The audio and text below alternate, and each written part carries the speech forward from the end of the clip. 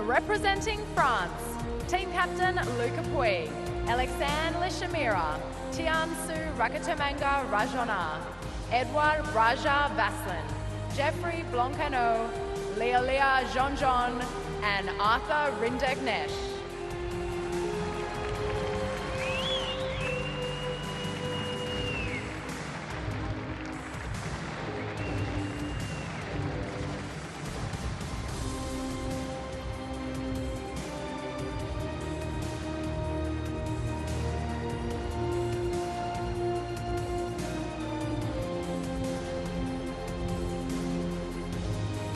And their opponents for today's session, representing Italy, Team Captain Stefano Cobolli, Andrea Vavassori, Sara Irani, Norea Brancaccio, Andrea Pellegrino, Flavio Cobolli, and Jasmine Paolini.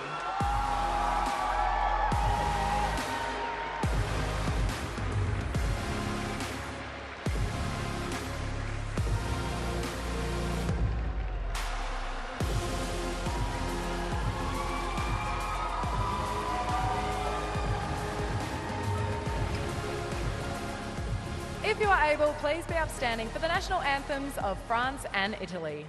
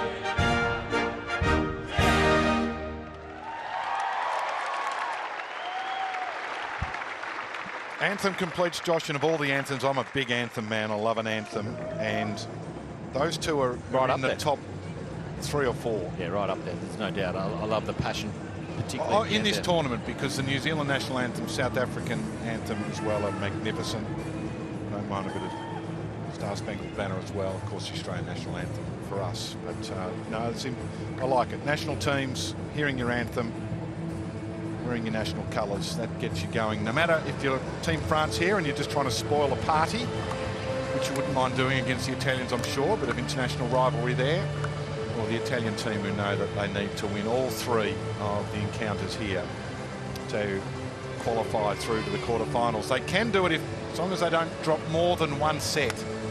Well, but they still have to win 3-0, but they have to not drop more than one set. I mean, if we look at the head-to-heads, they would probably be favoured to win all three. Not easy, but they would be. But the fact about not dropping sets gets a little tricky. Well, interestingly, they've got two doubles specialists with Zamanga and Gennaro, and well, particularly Eduardo Roger Vasselin, who's a doubles maestro. So Arani and Andrea Vavasori for Italy. So if it does come down to a mix and they need to win the French team, then that'll be a big challenge for them. I mean, this man on screen can easily win a set. Absolutely. Just serve his way. Yeah.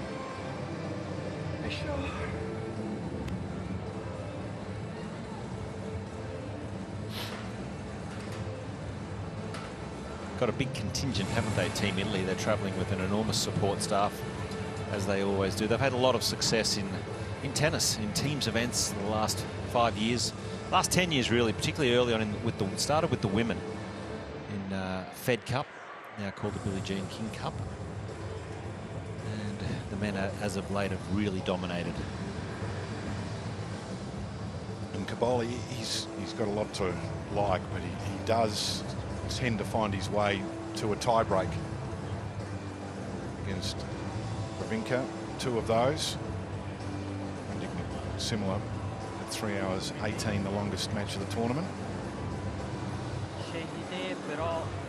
There's going to be a big difference between the hot shot little fella down there and Rinderknech, who's one of the taller players in the tournament. He is a little fella down there. Yeah, that's right. It's cool they get the little hotshot participants, the kids who are just starting to play tennis in Australia. They play with the modified ball, modified racket. Great to get them engaged and in and around their stars of the sport. We have Tommy here helping us with our coin toss.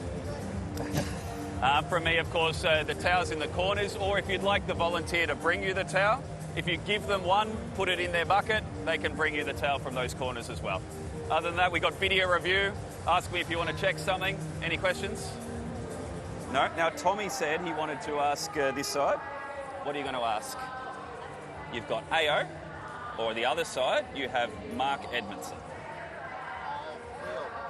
So AO is the call. Can you do the coin toss for me, Tommy? Yeah, go for it.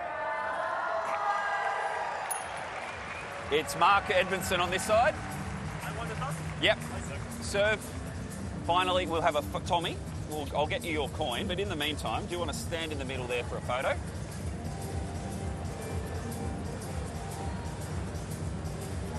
And guys, if we turn around, we've got Mum here with the camera there. Big smile, Tommy. Excellent job. Thank you, guys. Well done. That's good. The Australian Thomas Sweeney in the chair. I reckon that's about as much work as he's hoping to have to do for the entire day, Thomas Sweeney. He was busy there in conducting the proceedings. Well, they don't do much, the umpires these days. It's all electronic.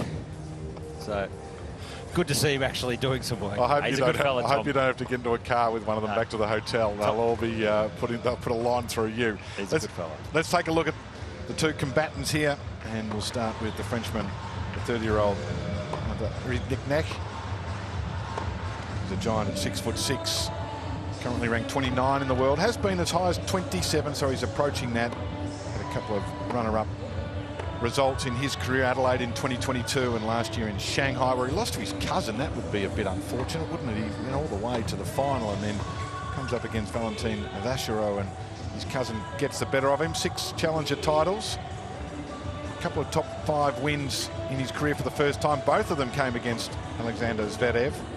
He had the big win at Wimbledon.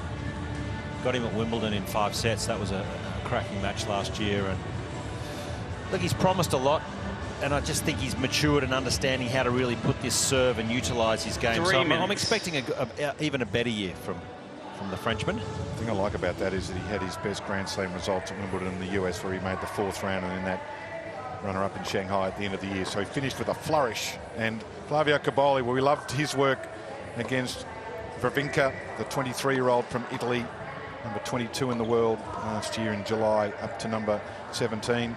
2 titles and the Davis Cup win, where he saved a string of that was match points to get to the final, and then he won as Italy's #1 player. So that was a hallmark moment in his career.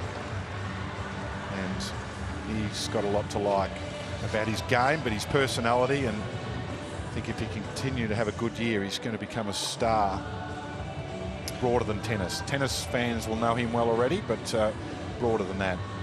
I know our very own Laura Robson is a big supporter of his tennis. 2 minutes. Cobolli likes his style, and I think the question mark for Cobolli has been, does he possess a big enough weapon? But I think he answered that question the other night. I thought the forehand, he's just obviously really worked on that and just gone to the next level with the power, the flair. He's a fantastic mover around the court. So again, I can't see why he doesn't push into the top 20 this season. Well, let's ask someone who will know the answer to that question. Stefano Cobolli, the team captain, father of Flavio. Stefano, welcome to you. Good morning. It's a big day for your team. You need to win all 3 encounters here to make it through, and I'm sure you're looking forward to the challenge. Yeah, good morning, everybody. Yeah, we have to win. We have to win 3 love, and we don't have to lose 2 sets. So it's hard work, difficult, but we're gonna try.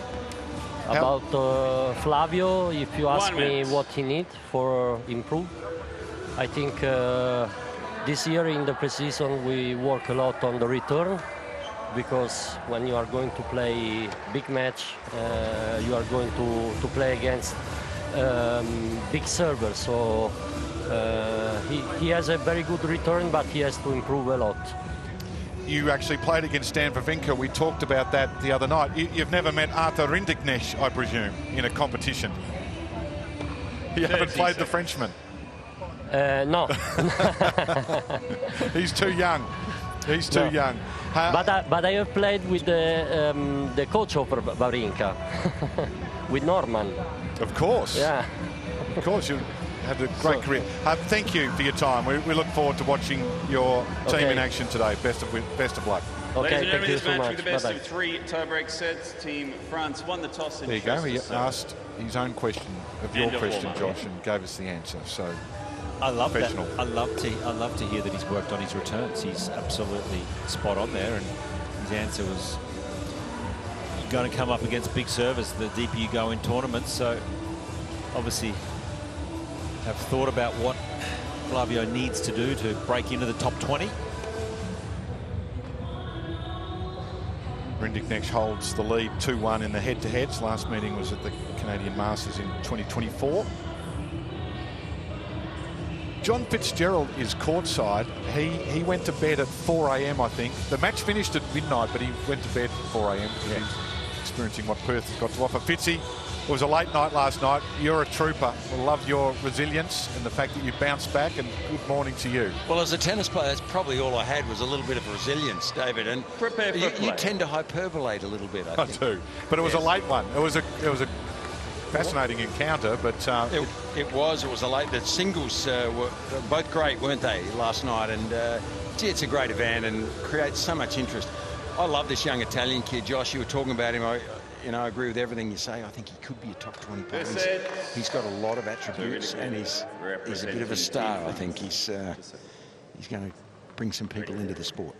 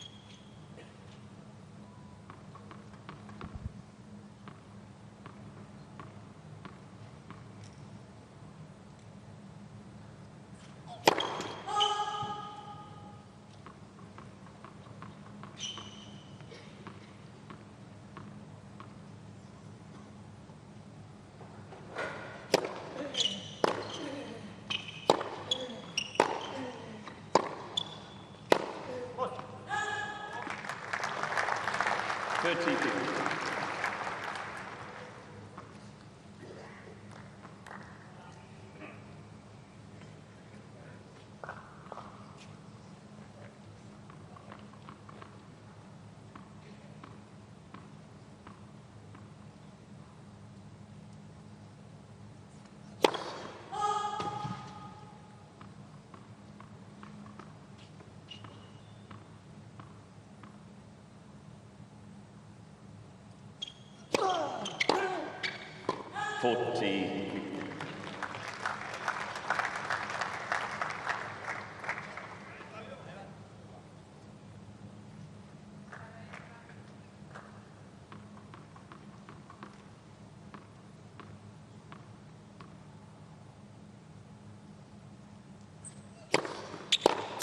Game, team fronts. As we've discussed, that serve of Rinderknech, a key to his game, who holds his opening serve.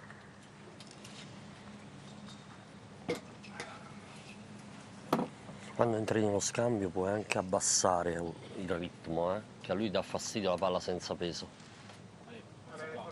Alzi e abbassi.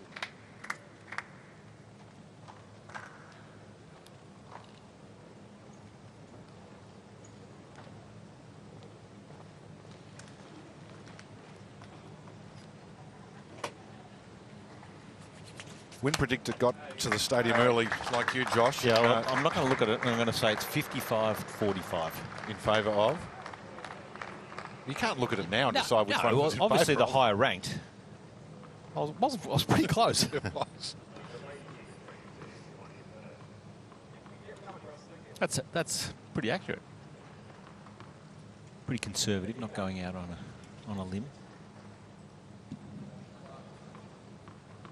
Flavio Cobolli, representing Team Italy.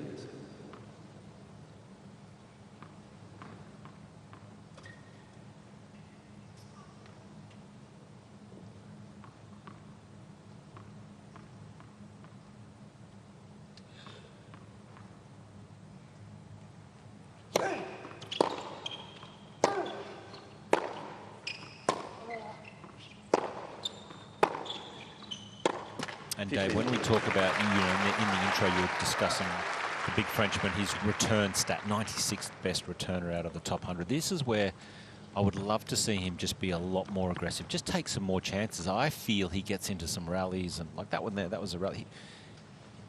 Play with a little more purpose and a little more aggression. Be okay with making some mistakes, but sometimes I feel he gets too passive on the return games. He's a big man. He's not going to win rallies from the back against Cobolli too often. He's got to get forward. That's more like it. Step up inside that baseline, take the ball early. Just have a little more aggression and a little more risk. I mean, if you're not breaking anyway, you've got nothing to lose.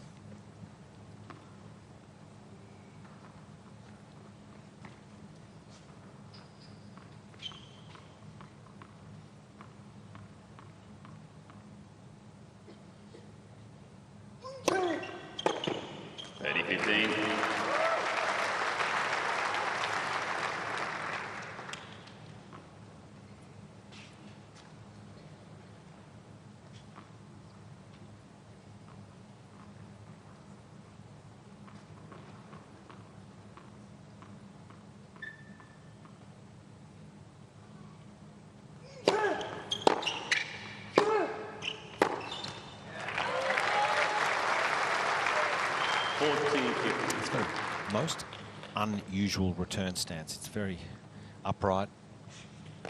You'll see most of the modern day returners with a really wide base, legs apart to try and give them a stronger base to push off. He's very upright.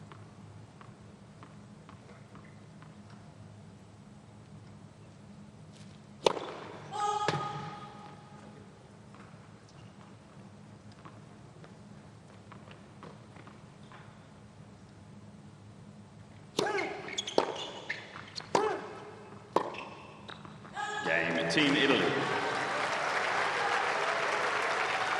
It doesn't look like he can get any purchase at all if he has to move from that position, does it? You'd like to see a little bit of flex of the knees. Doesn't have a lot of big forward momentum, big split step, and then forward momentum into the ball.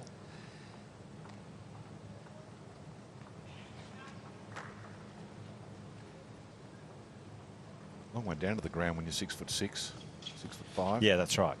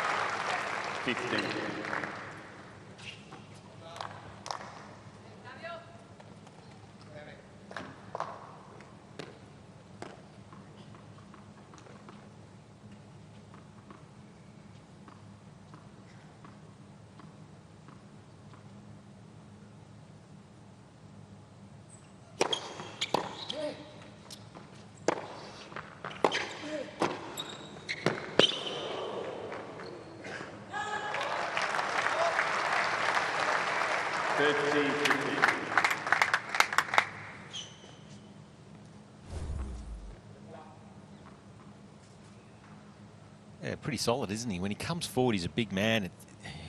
He closes the net down very well. It's not a lot of space to pass.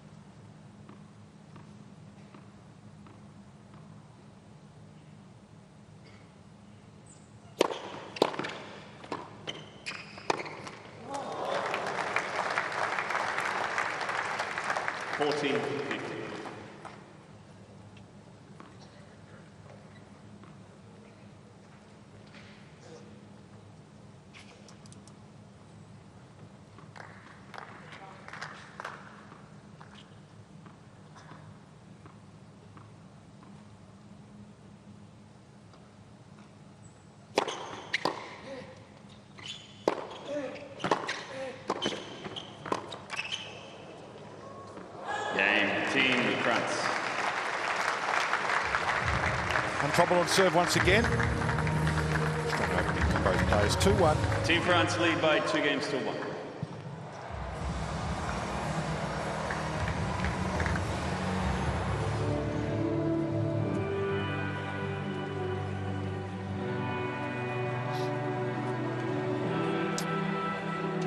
The big Frenchman, third highest break point saved. Come back to that. Yeah. We are in Perth, Western Australia. I've seen none of that nightlife. I have been to Kings Park, not this time. Beautiful up there. Beaches are superb. Conslow Tea House there. Water sports.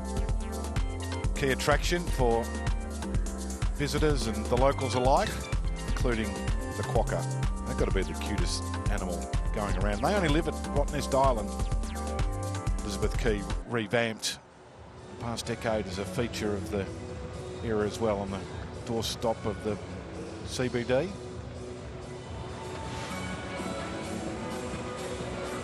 Give us that stat again that you were talking about. Just saying Rinderknech is the third highest ranked in terms of break points saved in the top 50. That's a really good attribute.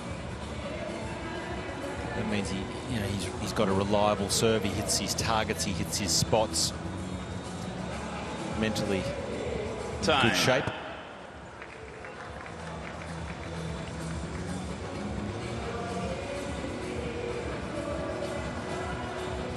But each service game he holds, he's just accumulating a little bit of extra pressure on Team Italy, isn't he? Making it that little bit harder for them to qualify. Have to win all 3 today. A lot of that depends, of course, on how easily Cobolli holds his serve, because if you not generating any break points from your opponent, it does place pressure on your own serve that's for sure.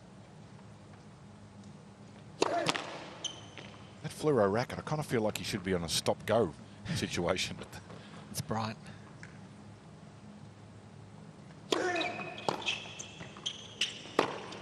I like this. This is give your opponent no rhythm.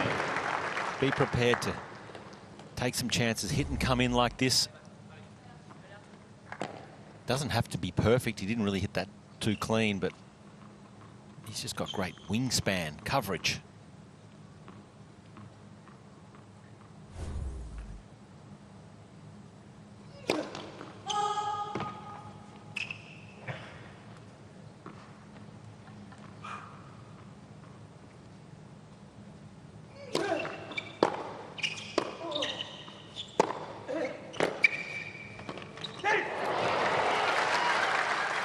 He'd be annoyed. He just had to get that over the net, really. Just got there in time. A big lunge.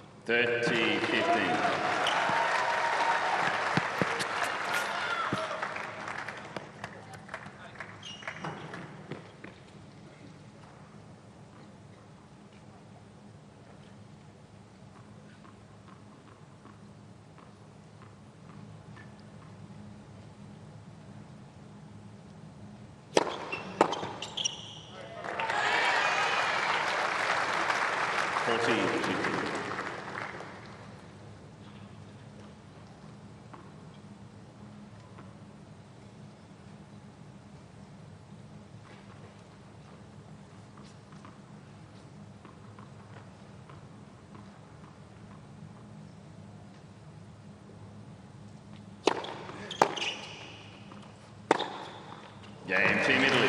That's awesome. Really unloads. I love the setup on the forehand.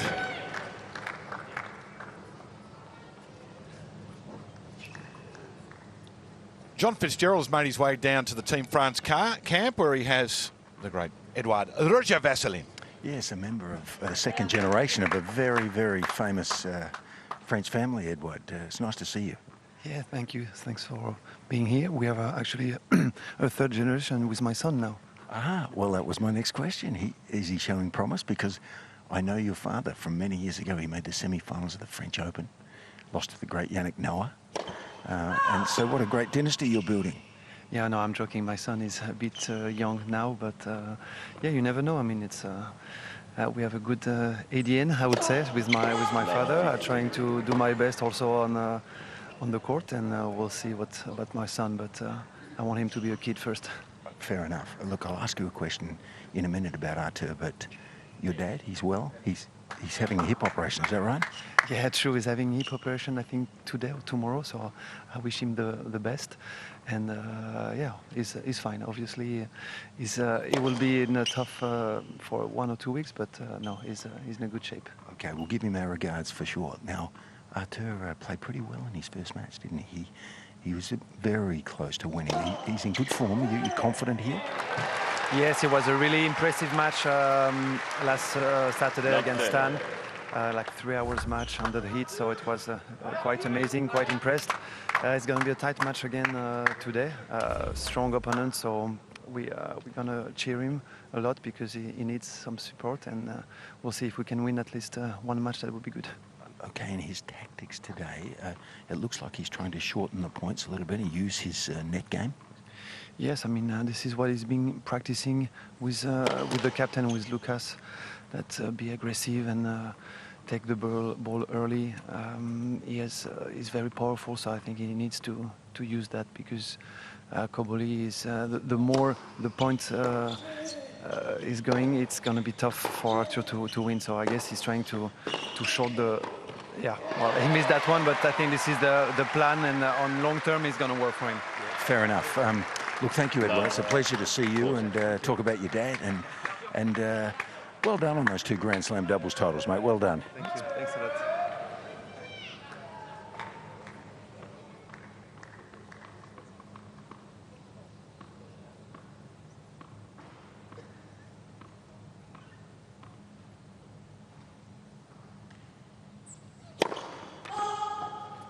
Fitzy, of course, is a very handy singles player, but the doubles champions just love talking to fellow champions, don't they? It warms Fitzy's heart talking about doubles titles. He's got a few.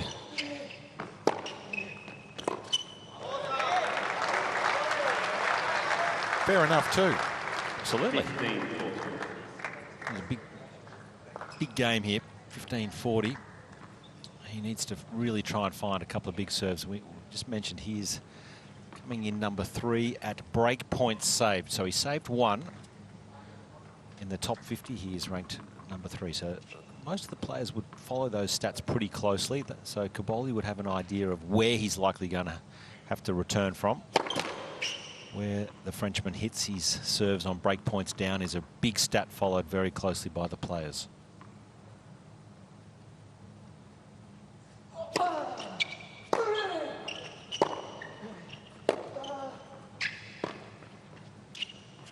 Game Team Italy. So Cobolli gets the break. A handy one for Team Italy. Team Italy leads by 3 games to 2. Early advantage in the opening set. Do you think that was Fitzy's fault for interrupting the French team? We'll blame him. He wasn't out in the court. He was standing in the corner. No, only joking, Fitz. That first serve percentage for Rinderknech is an issue, though, 33%. Yeah. It's only 1/2 of his second serve, so there's some points that are going in the wrong direction. Will please the Italian camp. It does interest me, Josh, when the teams have got access to the tablet. You can just see it there on the left-hand side of the screen. Not that many of them dive too deep into it, do they? They just like to look at what they're seeing in front of them. Yeah, they're probably using it more than we think or you would think.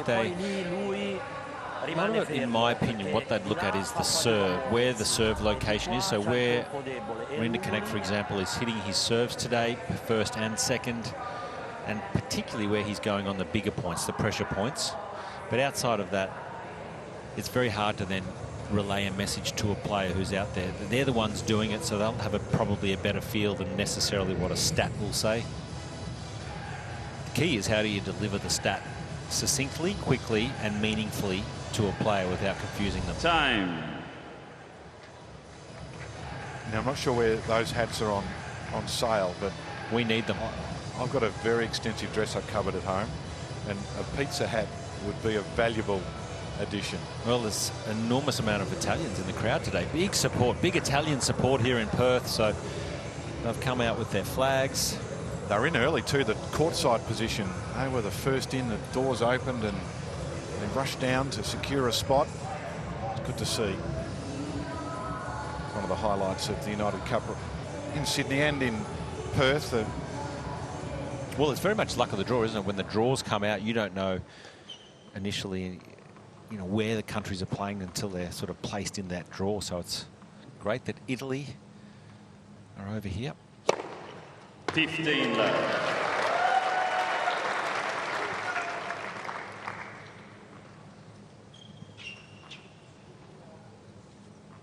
These two teams were in the same group last year. Italy won the group. In fact, all three teams were in the same group last year. Switzerland the other. Of course, they've already got their way through with the 2 wins. Well, it was Belinda Bencic's sort of comeback after giving birth. She just the previous month or so, she'd played just a very low tier sort of $25,000 tournaments after giving birth, and then came out and played in Sydney, and of course was a little underdone, but has ended up finishing 2025, ranked number 11 in the world, and she's been the star of Perth here.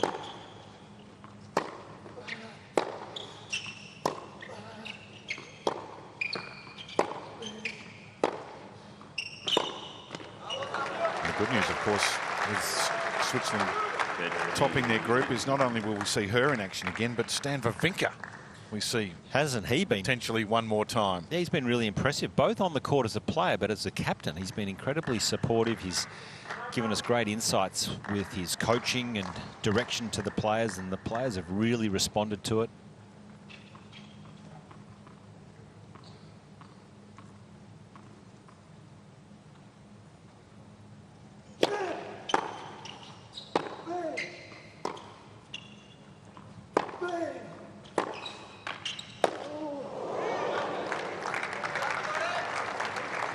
almost 6. Cleared the boards, just bounced back. That was a wild one from Cobolli.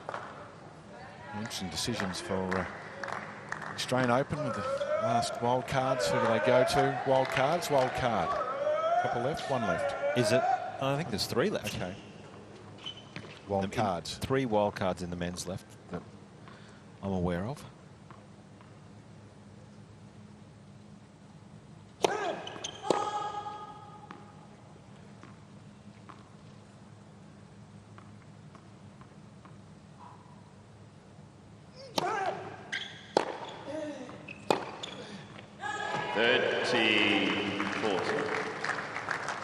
Couple loose ones from Cobolli provides an opportunity for Rinderknech to break back.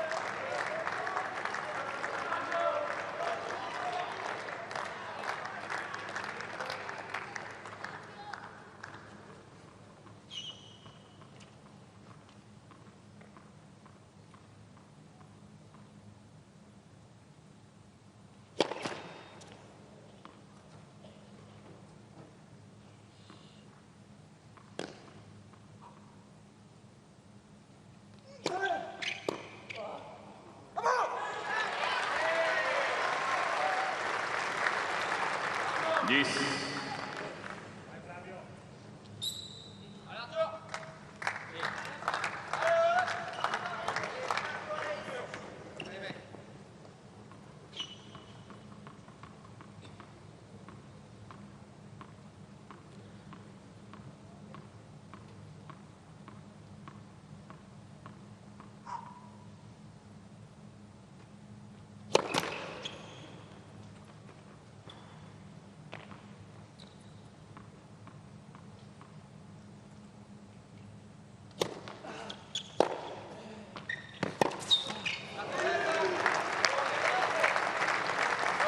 Advantage 2.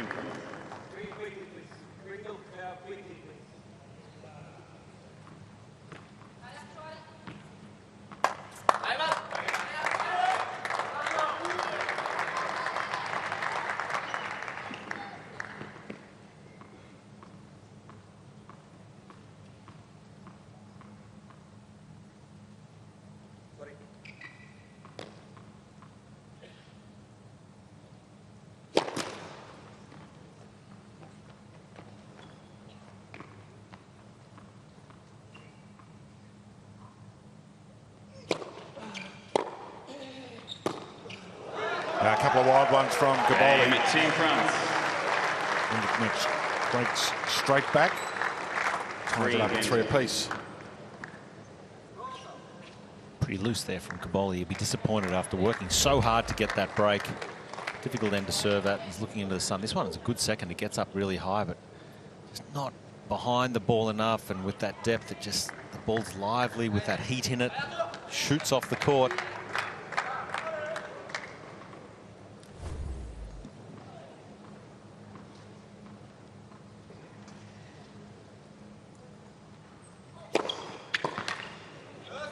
Desperately need 3 all, so there's a ball change coming up next game. The balls are pretty heavy. You want to try and land a lot of first serves in this service game. Do everything you can to keep momentum and hold serve.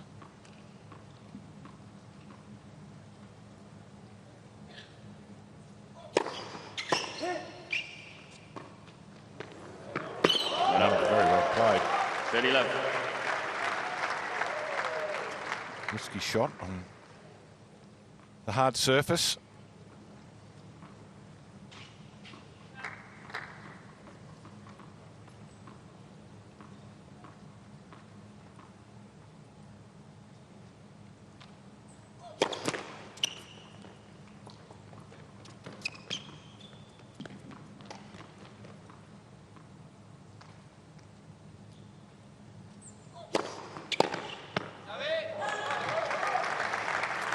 Look at the forehand spins.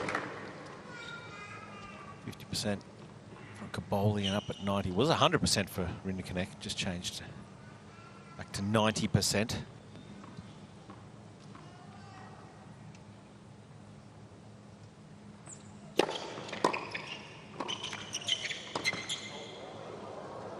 Game 2 France. New balls, please. Team France leads by 4 games. As requested by Josh Eagle. That's a hold serve. Last with the old balls. 4-3.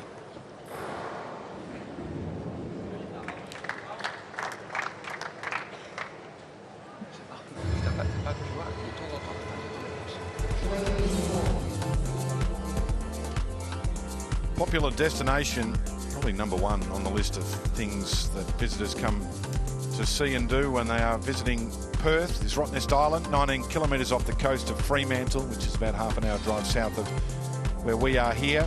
63 beautiful bays, swimming and snorkeling, cycle around the car-free island. It's 11 kilometres long, 4.5 kilometres wide. With the lighthouse there and the quokkas, of course. A lot of the entourage of the players. Not too many of the players, maybe 1 or 2 if they've got a day off might pop across there. Of course, many of them involved in the promotion of the tournament, heading to Rinderknech Island, but they do that by the helicopter, which is also a great way to go. The only way to go, they well, say. It's nice of them for you to lend one of your helicopters to them to be able to do that. Air Eagle.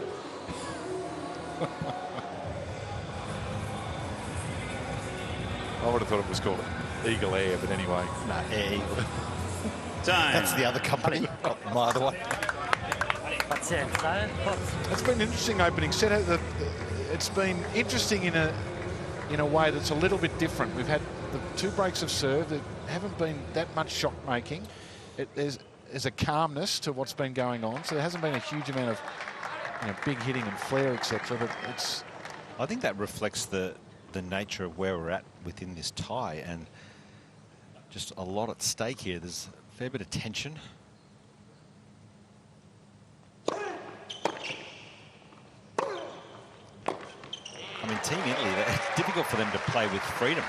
They're really up against it. They have to win every single match today and can't drop sets. Well, they can drop one. Yep.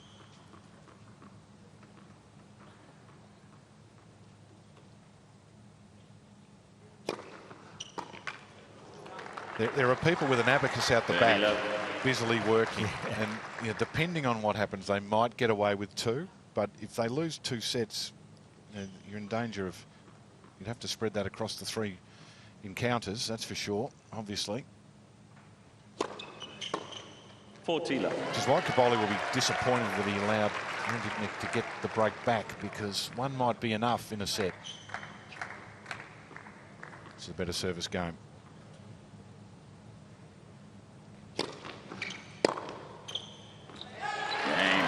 Team Italy. 4 games old. Qualità ora, forza.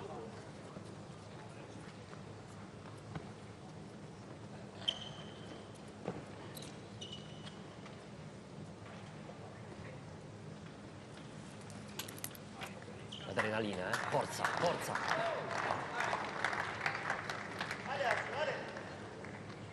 New racket for Flavio. Yeah, he likes to obviously return with the new restring. Some players on the 7th and 9th ball changes, they will take it immediately. Others wait and use it on the return, like Cobolli has done this time. 15 left. The polyester string, it just loses so much tension really initially. In that first sort of 5, 10, 15 minutes of play, it's statistically almost up to 10% of your tension drops, which works well as the ball gets old, because it gets bigger, so it just gives you a little more ability to absorb. And then, so why is that? Just the way it's stretch, or is it you just can't tighten it up enough at the insertion point? Yeah, that's right. The way it's made, it loosens.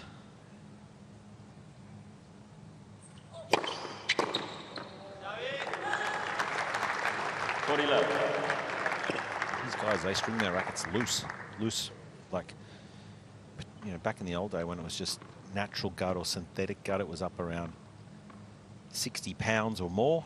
Most of these guys are in the 40s, if that. 40 to 50. Team France. A couple of very easy service games for both. By 5 games to 4. Holding to love. Team France 5-4 opening set.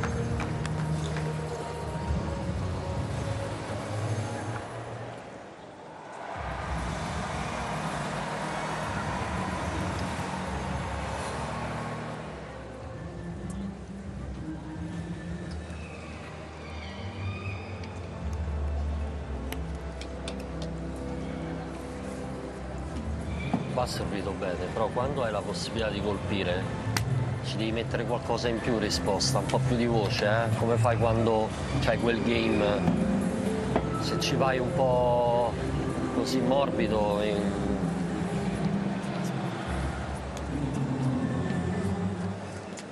Dai. La voce se la prendo. Infatti io parlo... Così neanche... ma anche nella parata, se ci metti la voce... Non so quando non so dove vado a prendere la palla, non posso mettere voce a caso. Metto voce, se non la colpisco...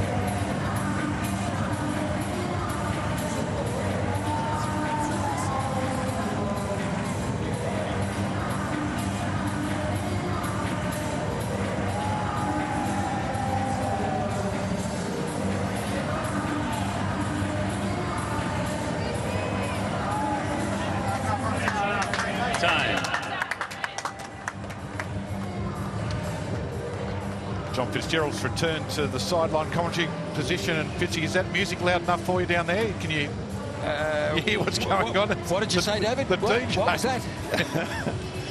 It's pretty loud. Yeah. Tennis turned up is the tagline for United Cup, but the music just got turned up there. Well, Arthur has turned up his game too, hasn't he? He's done well to get back into this. He's an imposing figure, you know, he covers the net like a blanket.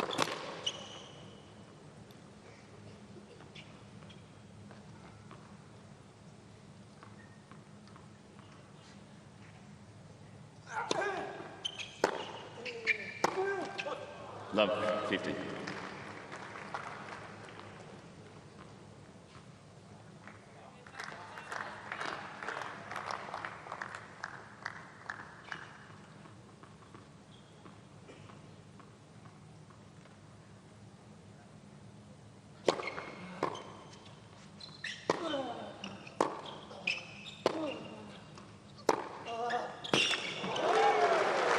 So remembering that Team Italy have to win all three. Love 30. To be certain, not lose more than one set. Well, they're in There's danger. Yeah, danger of losing one here.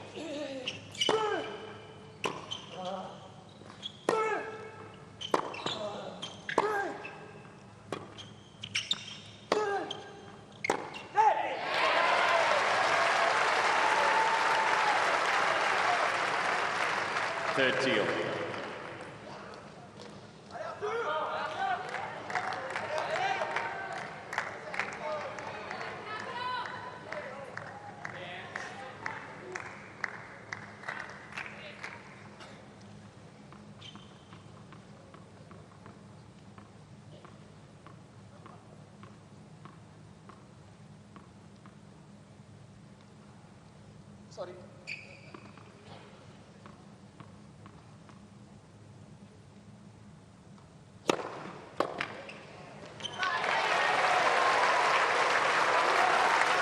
He handles nerves pretty well, doesn't he?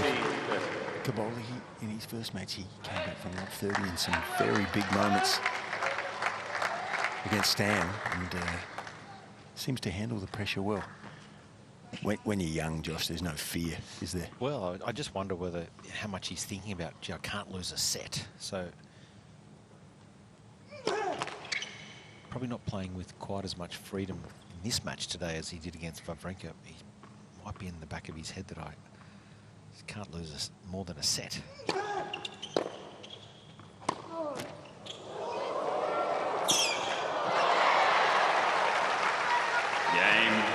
Well, had some fortune there to square it up.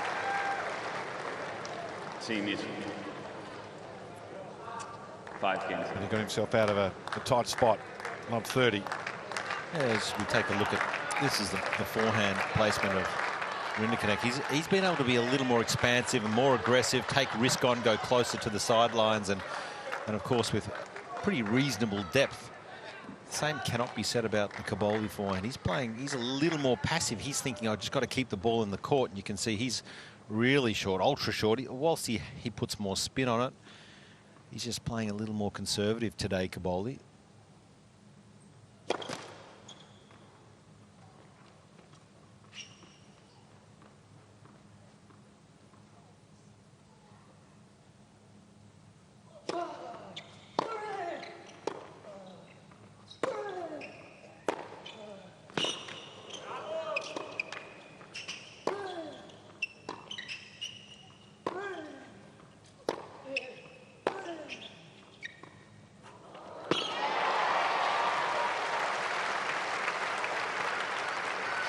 Yeah, I wasn't sure that was the right choice. I mean, I always have in the back of my mind, if I see that from a player, I ask myself, does he think he can stay with Cobolli at the back of the court? Because it probably wasn't exactly the right time to hit the drop shot. He has to have that in his repertoire, no doubt. But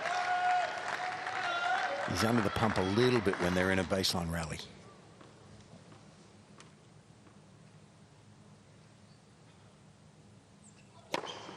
15 all.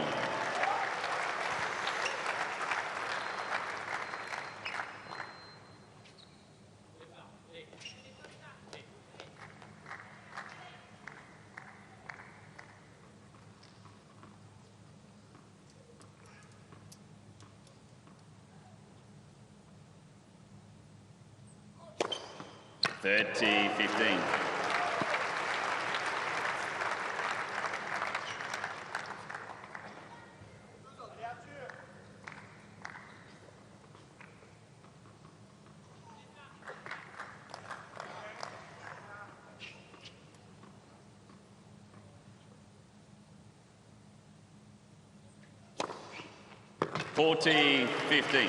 Got his hat-trick, 3 in a row. It's a real weapon, isn't it, this first serve?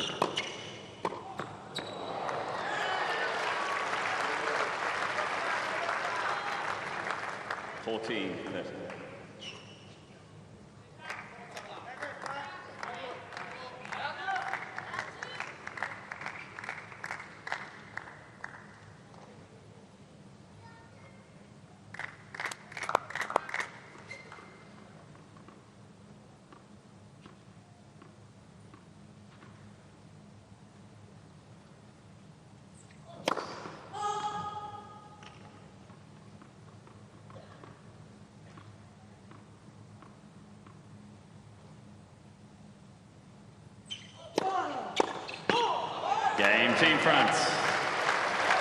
So Rinderknech holds. Big aces on multiple occasions.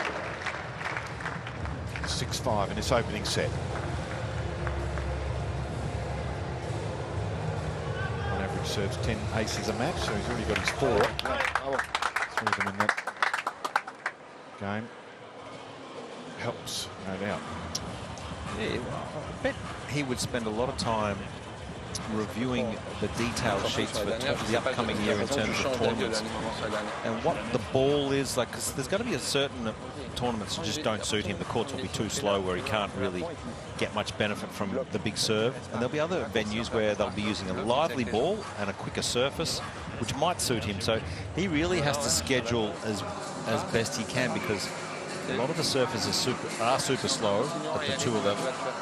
He has to really do a great job of picking the right tournaments that suit his game style. How much flexibility do they have? Well, he's at his level. Now that he's at his top 30, you have to play all the 10 Masters series, and then you've got to play the full Grand Slam. So there's 14 of you, probably 25 locked in. So anything outside of that, he's got to choose wisely. You know, quite often each week there is 2 or 3 options. So he'd be looking at which surface can I get the most benefit to utilise my serve, my game, my free-point sort of big game style. And that would mean looking at what ball they use particularly, because the ball plays a big part of how quick the conditions are.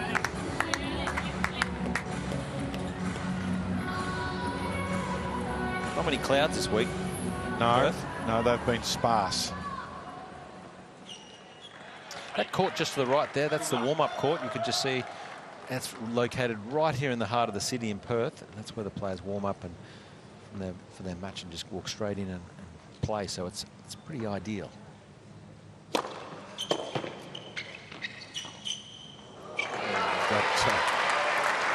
Just had Hart's fluttering a fraction.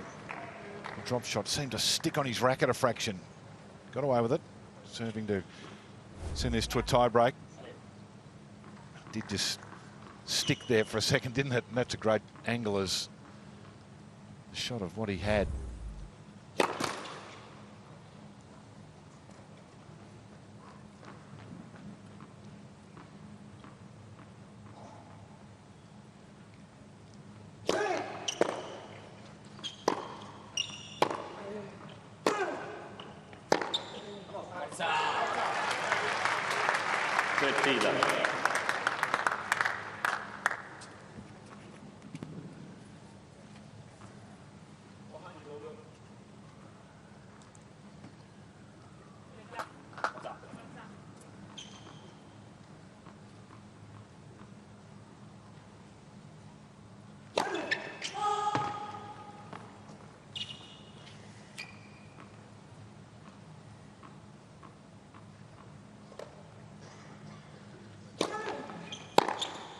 Allez. 13th unforced error for Rinderknech. 9 winners.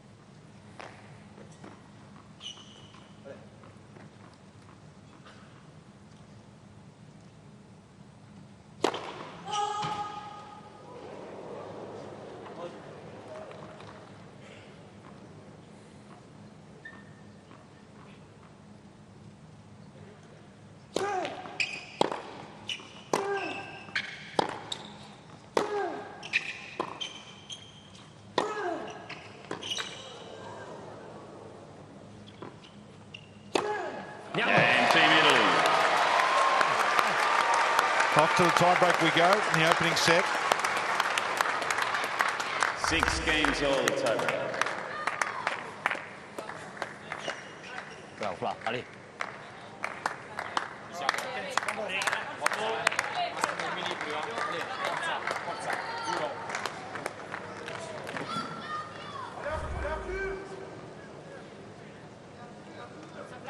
Sì, qua, Allez.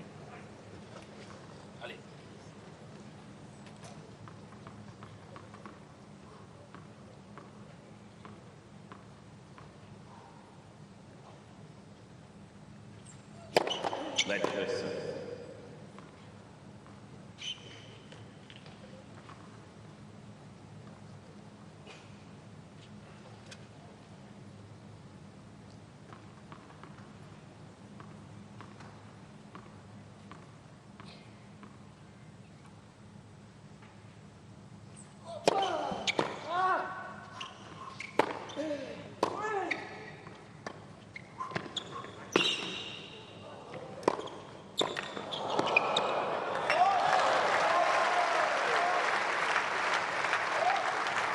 One 0, Team France.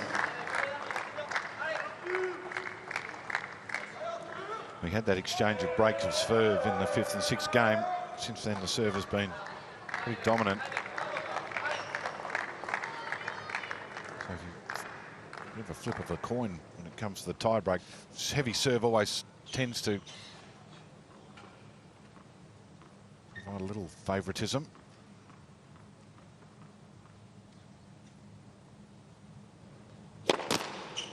Win predictor at the moment,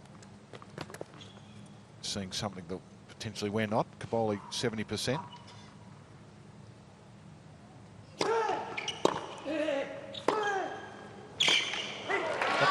That's a big increase from it started at 56%. Right. Not sure what that's saying. No, win predictor's fickle because it's now 55 based on 1 point can swing it that much. Not sure. Not giving Rinderknech much confidence on the returns. Just looked at it at the wrong time, but it's a wild oscillation.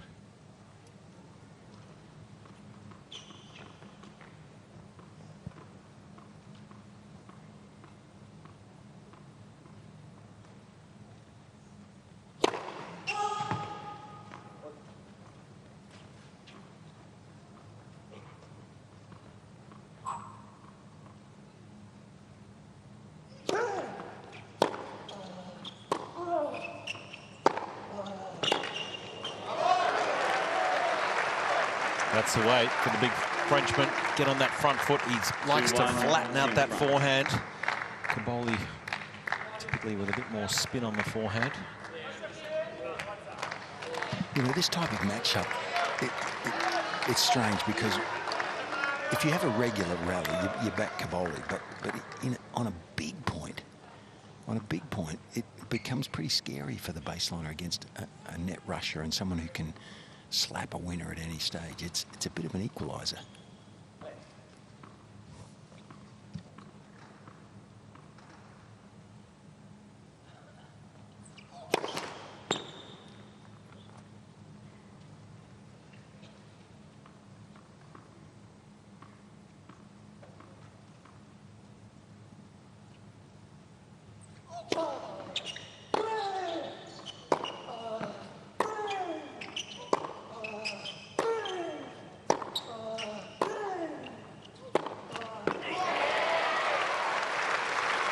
Taking a look at the average forehand topspin spin rate, that's quite a large difference. As you would expect, Cobolli, he's played conservative. He's got a lot more revolution and shape on the forehand. Rinderknech a lot more flat. That's right down where some of the lower revs of all the top 100 players for sure. The higher ones are up in the above the 3,000.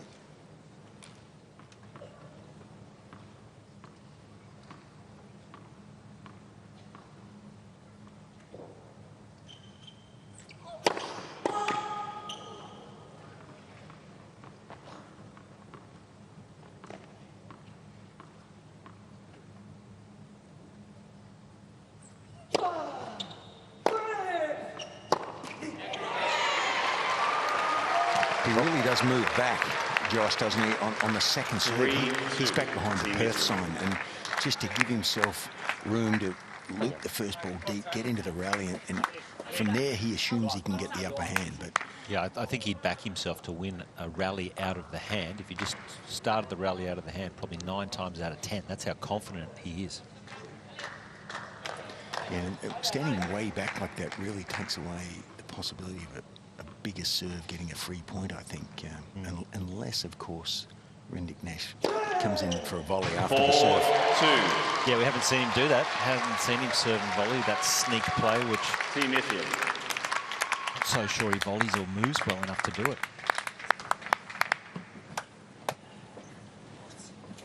Good little stretch for Cobolli. 2 points against Rinderknech serve. To a 4-2 lead at the change of ends. Prendi tutto il tempo, sali su, deciso, forza! Always a little challenge for the server when they serve one at one end and one at the other, particularly in conditions like today, where at this time, where the sun from the southern end that Cobolli's heading to now, a little more challenging. Won't be too far away until that shadow just drops straight down on top of him as the sun is directly overhead.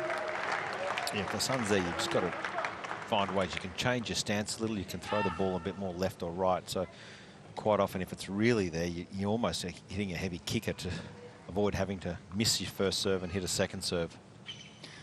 Central umpire there, just giving France a bit of a hurry on. Yeah. That's good. Good on him. Yeah, I think so.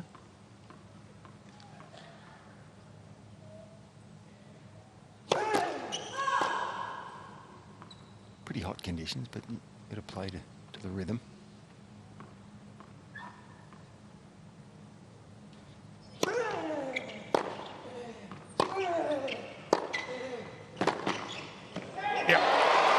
Brilliant. Well, that might be a match-winning shot in this first set. I mean, I thought he was 1 in 4 there to win that point. Once Rinderknech had come forward, I thought the Frenchman was going to win this. He hits a great approach into an open court, and that takes some skill. That's the Italian flair that we saw against Wawrinka. He ripped some incredible shots. And Forza, Josh. Forza, andiamo.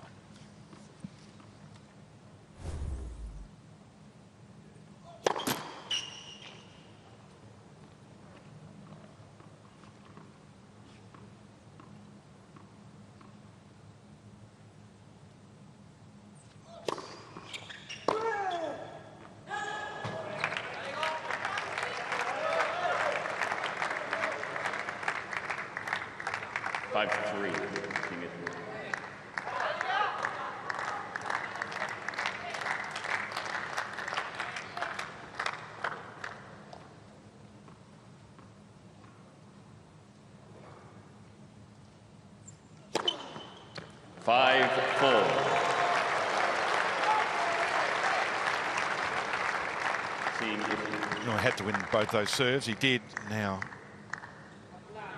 well, he has the set on his own racket. 2 serves to come.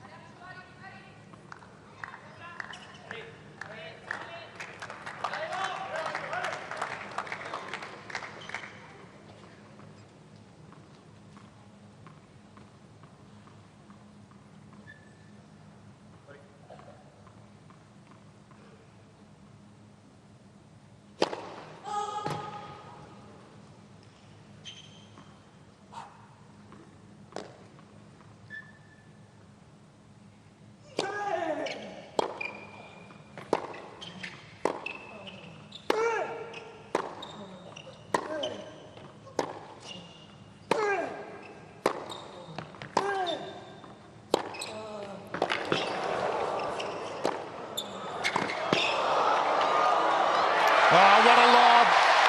That's the shot of the tournament right there. He was in a world of hurt, Cobolli. Rinderknech rushed to the net. It was short, and it gave a little glimmer. And that was all that was needed. Look, Rinderknech really didn't do a lot wrong. He thought he was going to put that one away, and the speed of the Italian, and to go over someone 6'5" with a running topspin lob is exceptional skill. Thank you, ball boy. So the combination of that backhand winner and the lob have been highlights worthy of a set victory here, and he's got the set point, a couple of them.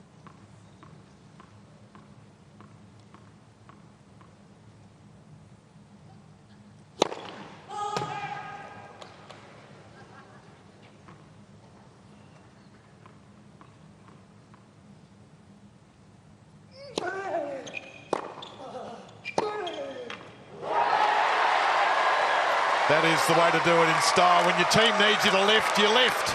And he did. Puts Italy in a good spot. Takes the first set.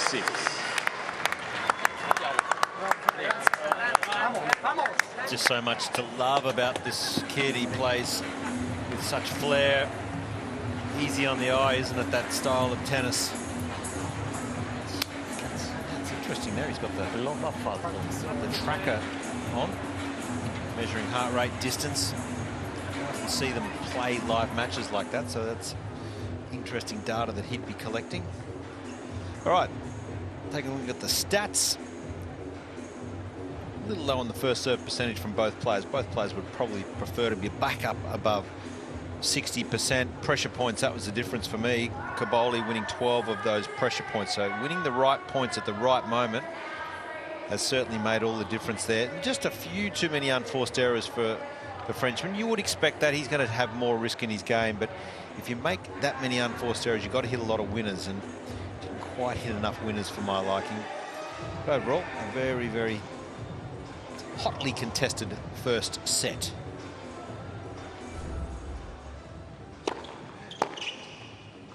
It's pretty conservative, I felt, Cobolli. For the large part of this set, he was working his way into the match. Got up at an early break and unfortunately dropped his bowl the next service game. And really waited to the tie break to really show us what he's got, and some real Italian flair unfolded in that breakup. And that was one of them right there.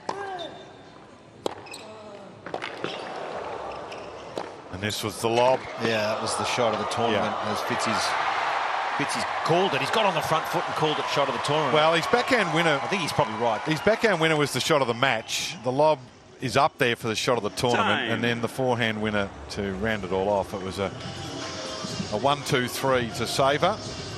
Fitzy, shot of the tournament. You've seen all of them. You haven't missed a single rally. Look, I'm going to go further out on a limb, and I'm going to say this could be the commentating combination of the tournament, David. Yeah, I think especially up there in the box. Yeah, you're over a stretch. my turn to hyperbole. Yeah, it was good though. That's for sure. If it's a shot of the tournament, you can say safely, if that's the case, it's a shot of the year. Yes. It's fun watching here at courtside. There's flair everywhere here with the youngster. Arthur's a good player too. He didn't make that easy. He didn't do a lot wrong in that breaker. They dropped the 2 serves in a row. That was the issue.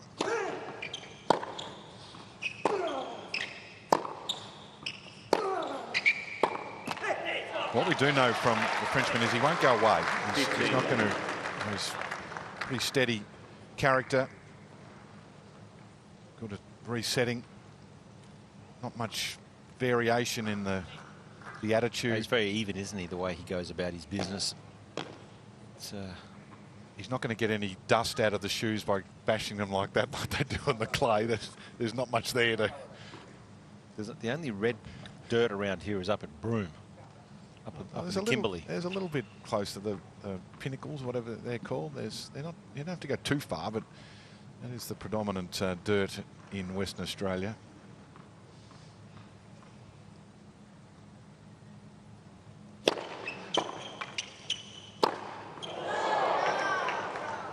Over here, when you tap in the Wild West, when you tap, you see the dirt come out. There could be a lot of iron ore in there. So pretty valuable. That's what he's looking for.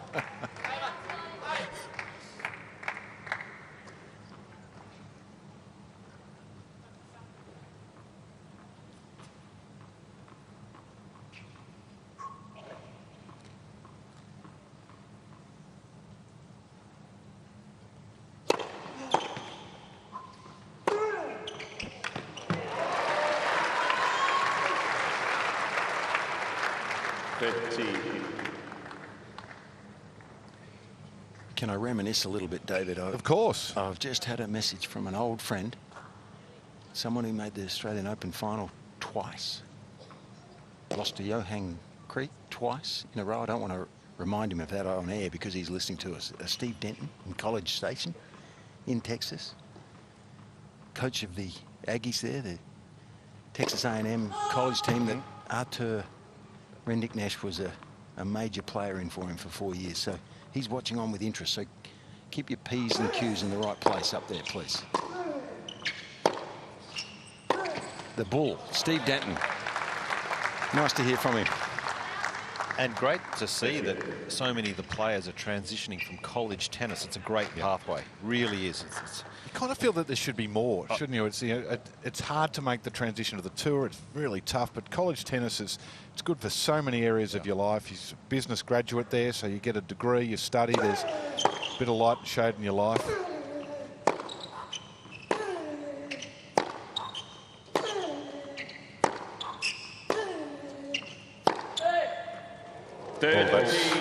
Took the line. Well placed. You know, the other thing about college tennis is you have to handpick your coach. Because it can make the world of difference to your tennis game and your 4 years of experience there. So Arthur, I can say, chose very well. Yeah, very much. It's, you know, when you're young, you may not be physically able to go onto the tour or financially, where that is an all-in-one high-performance pathway, that the US college system getting more and more traction. It's a much more traditional pathway in golf for, you know, in those professional sports, you know, the amateur sports, in inverted commas.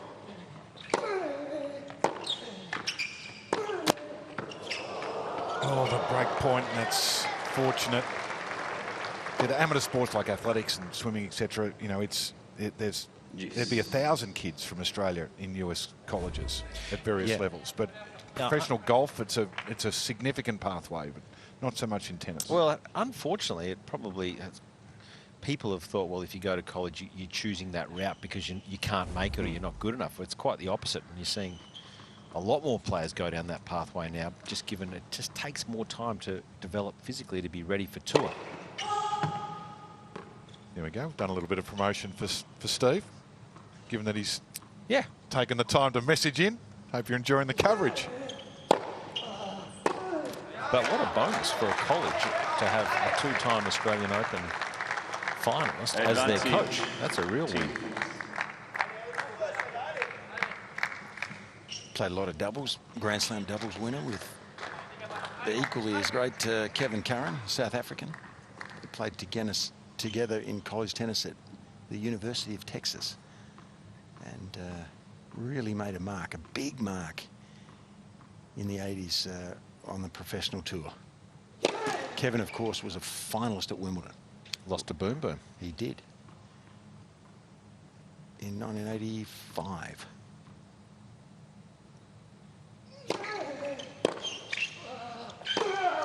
Now, Cobolli's been good on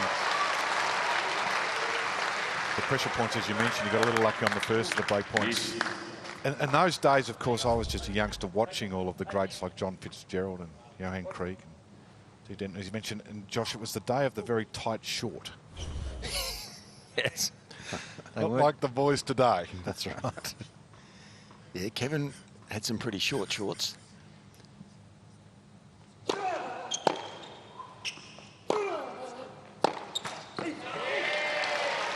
David, 1 year at Wimbledon, I believe this is true. I can't confirm it. I didn't see it. It could be a little bit of a rumour, but I think it was true. A lady wrote into the All England Club and said, can you tell all those tennis players to wear their shorts a size bigger? And she said, can you tell that Pat Cash to wear his shorts 2 sizes bigger?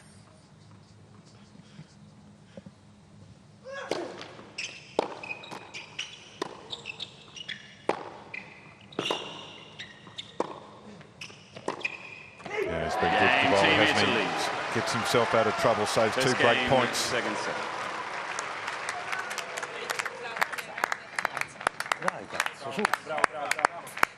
Well, I would say to both of you that the tennis players lack a bit of coverage, because I don't talk about it all the time. We'll get to this in a second, but I used to wear Lycra. Imagine them out there in the Lycra.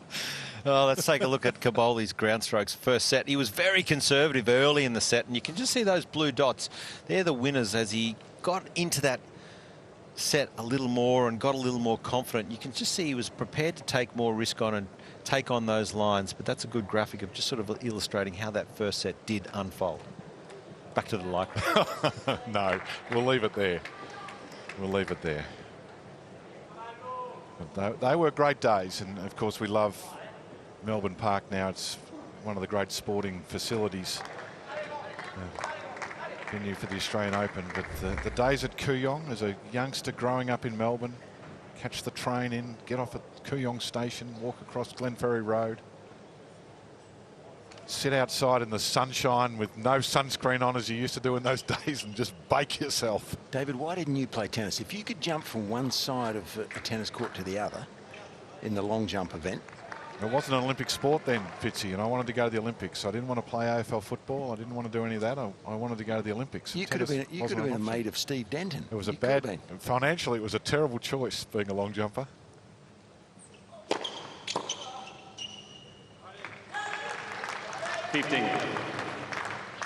Interesting start to this second set. Cobolli very happy to have held the serve.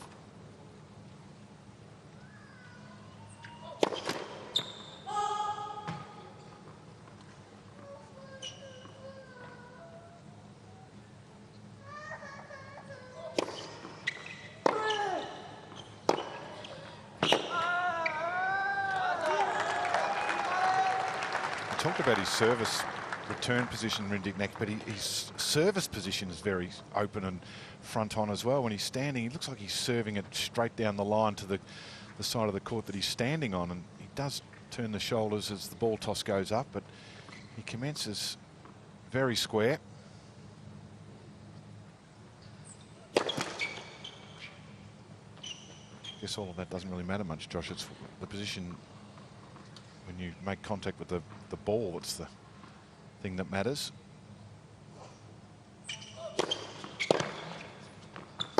Well, Josh is a bit of a technical guru up there, David. He knows technique better than most. And my feeling, Josh, a couple of days ago was that Arthur was just a fraction front on.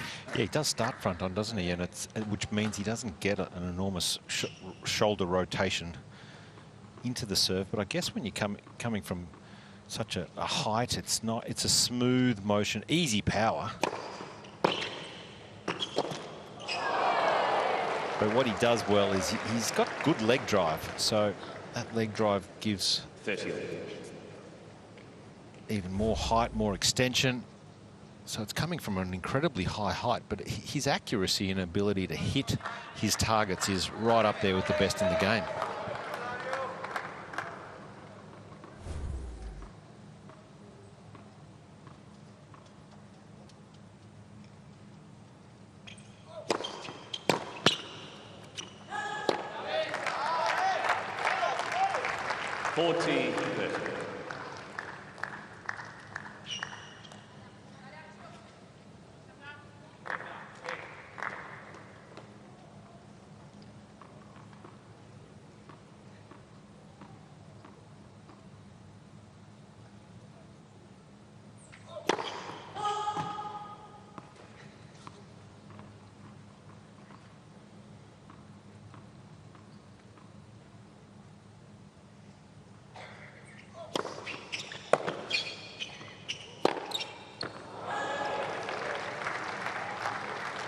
He's just had a tiny bit of luck, has Cobolli, in the last couple of games. He had a let cord that saved a big point in the previous game, and he mishit that forehand a little bit. Not that he mishits too many, but and there's such margin on it that he can afford to mishit it a bit and it'll still drop in. But he just had a bit of luck there. Arthur's got to hang on.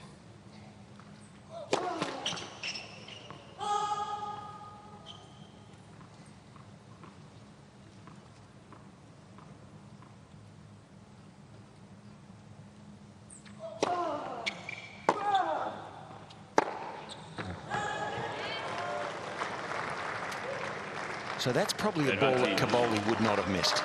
I mean, with the margin for error that he possesses and the spin that we talk often about to increase the height over the net and play that forehand more safely, he wouldn't have probably missed that. Whereas Arthur hits the ball pretty flat, and with all that forward speed, that combination means you've got to hit it perfectly. Big moment.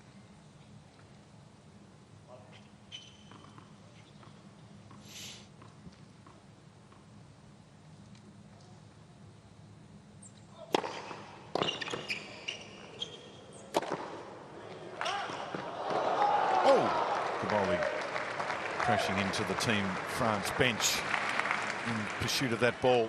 He's okay. Yes. Break point saved. Disaster averted. Again, just have a look at the location, the spots he hits on serve. Under pressure.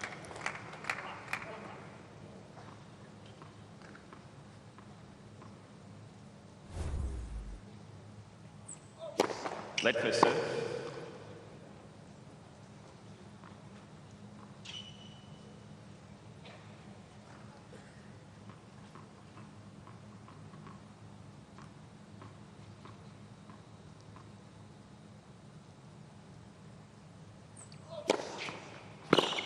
That's great serving. I'm sure he would have spent a lot of time serving at targets at some stage in his career, maybe all throughout his career. He would have done a lot of service location serving where you put the targets up and trying to hit the target, because he is so accurate.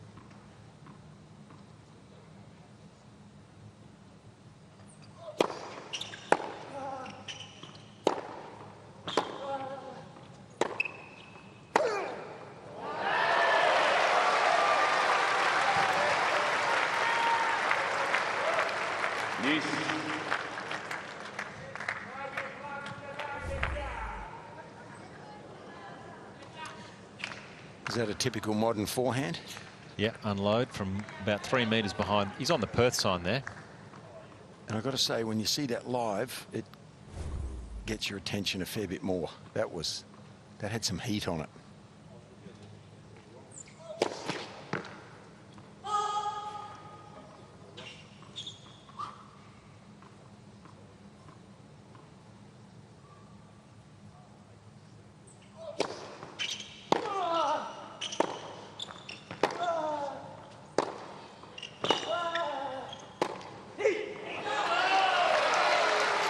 Interesting about Cobolli is that just mentally, as a player, you kind of feel he gets disappointed with what's happened in the last, and he raises to a higher level.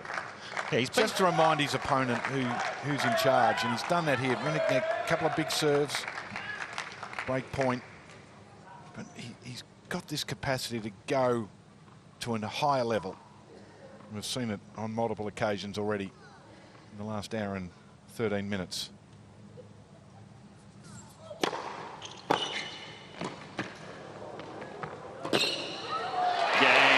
And there it is again. He's just got that something.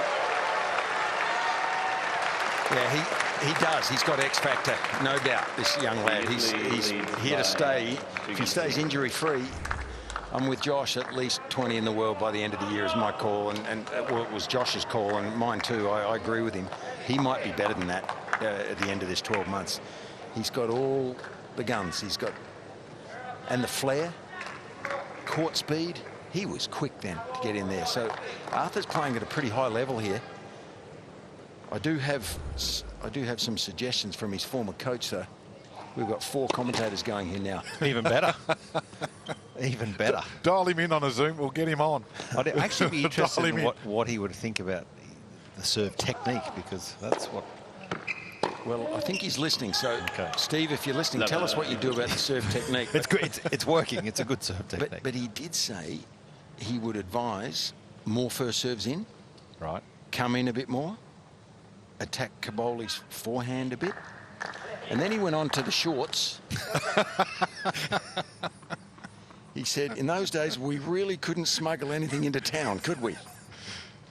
And he also said he's got 6 young boys playing at the Australian Open out of his college system. So wow, how good. More than anyone else. So there you go. Yeah, that's great. Well, that highlights what we're saying. That is the future. That's the pathway.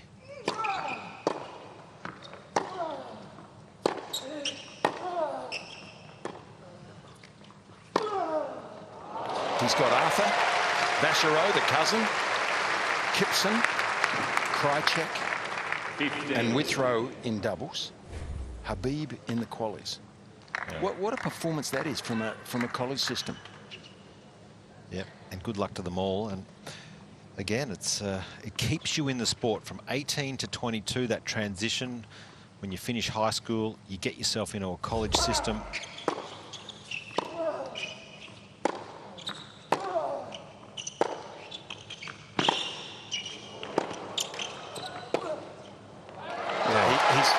And as Steve has just said, he's playing so well now, Cobolli. He's gone up a bit of a level. And he looks like he's going to be hard to stop from here. Yeah, he's been very disciplined, hasn't he, Cobolli? I've felt sometimes when you watch him, he's a little up and down in matches and he gives you a few chances. But I just feel in the last 12 months, his mentality with his consistency throughout the course of a match has improved.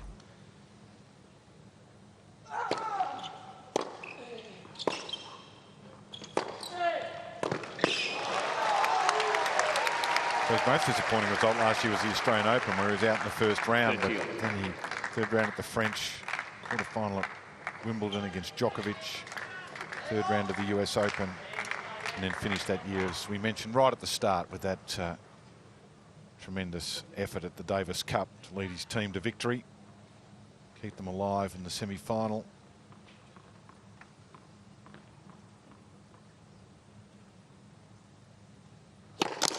Oh, it's a tape breaker.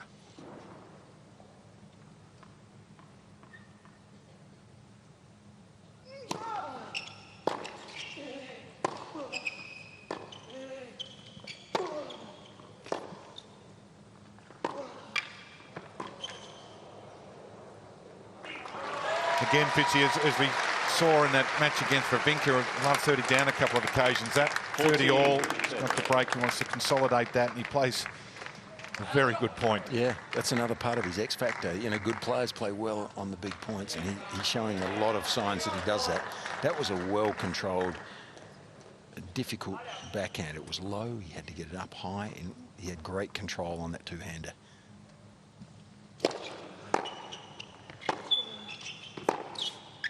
Game team. Forces the errors. Italy. New balls, please. So out to a 3-love lead, upper set. Impressive Team Italy leads by from 3 games to 0. Cobolli.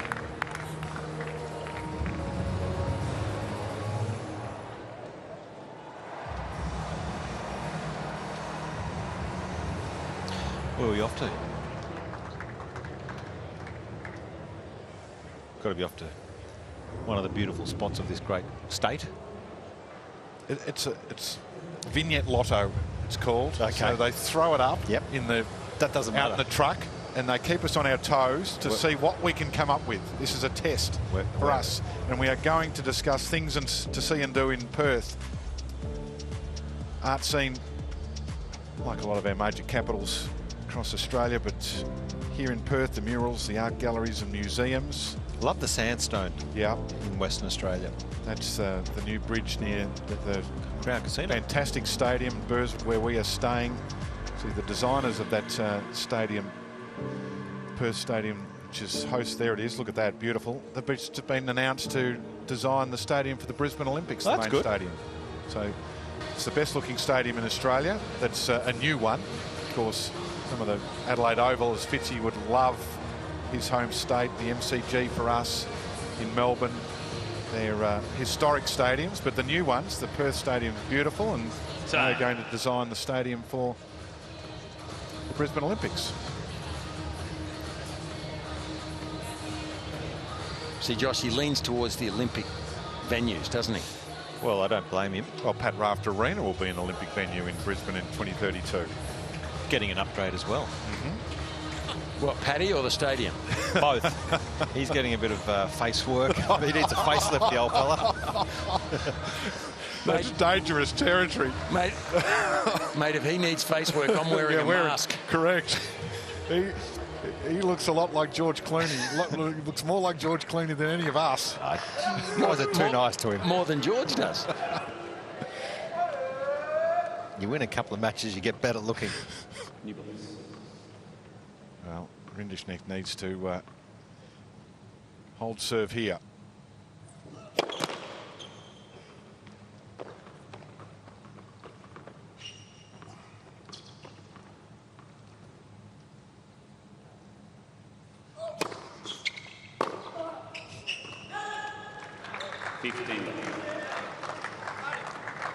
I do sometimes feel for the international audience who tune in to watch a tennis match, and when the three of us together, we do tend to stray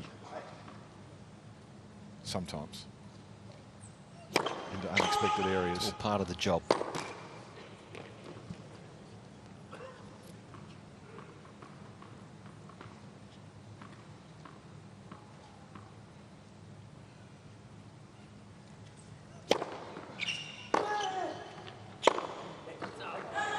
So that one is sprayed. It's a long one, and you can understand he's probably having to go for a bit more in his mind, and gee, that missed by a long way. So the flat forehand really has to be controlled and hit perfectly.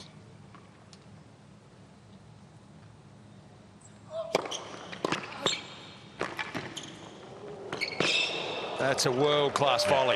Yeah, that's as good as it gets, isn't it? Because I'm prepared to give Steve Denton a bit of credit for that one too. yeah, well, rightly so, because this was a delicate little chip return, which this volley had to be executed to perfection. Got it deep into the backhand corner. Excellent volley. Let's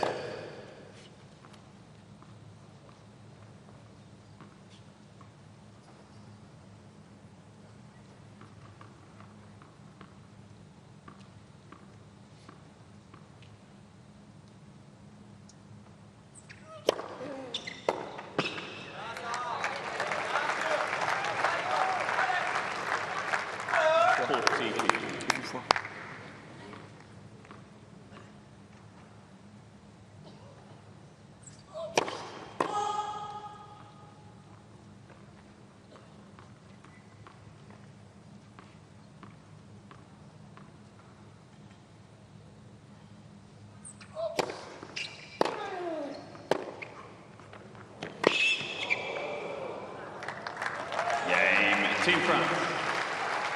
So Rinderknech gets himself on the board in his second set. By 3 games to 1.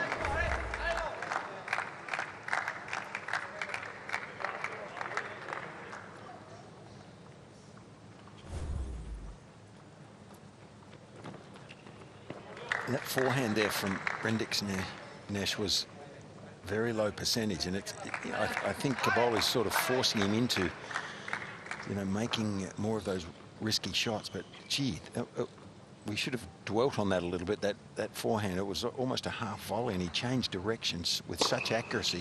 One heck of a shot, but it's tough to make that every time.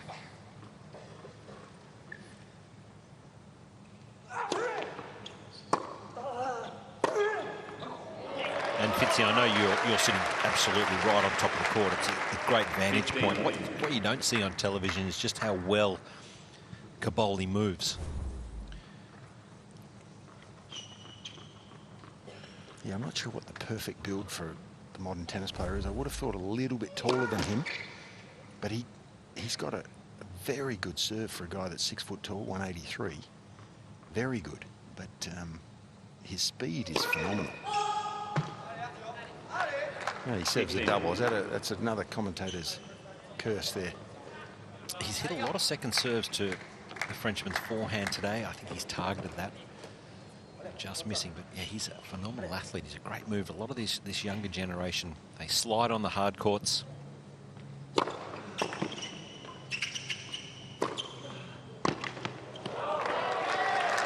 And you, Josh, I'm sure you noticed that footwork. Beautiful, into shape, balanced, into position, and that makes that forehand pretty easy. Yes, he's really impressive.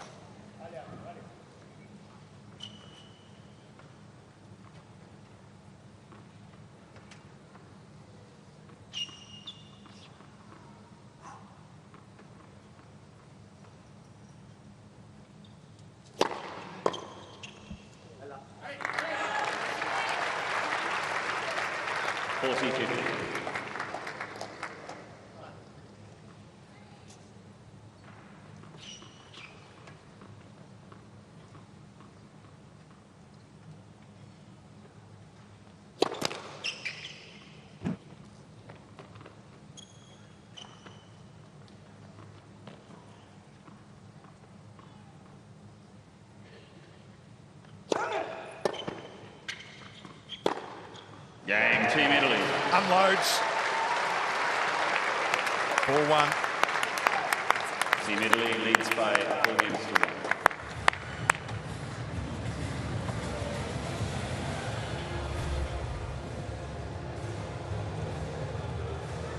It's still just the one break, but there's a heavy shift in momentum.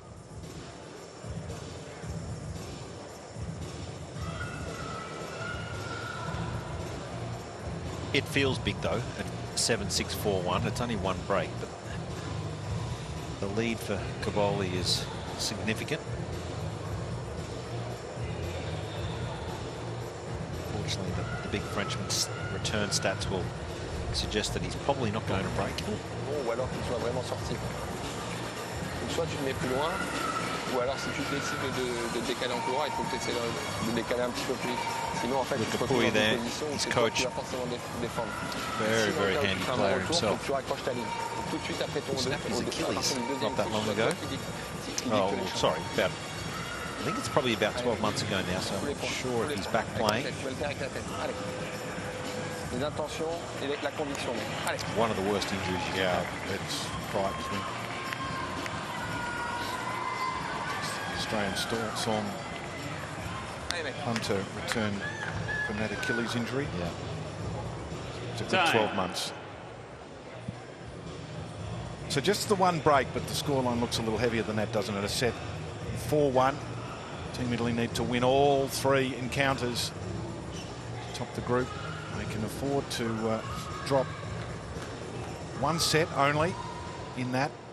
Otherwise, it'll be Team Argentina who go through as the runner-up. France can't qualify for the quarterfinals, so they're playing for pride.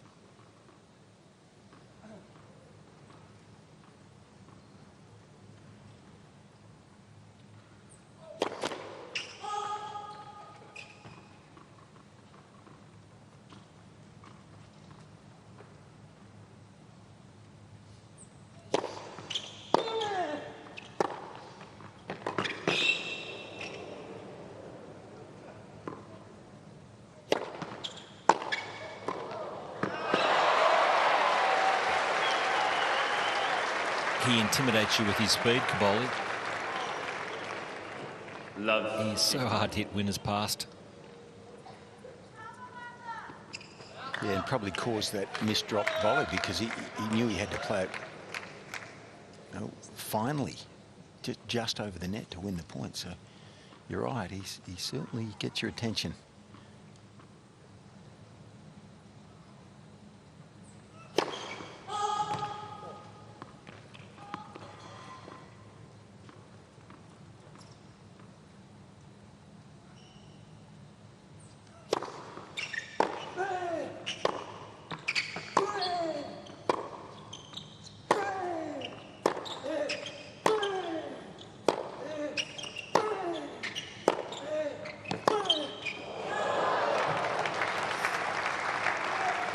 Just joining us at the Group C encounter between Team Italy and Team France.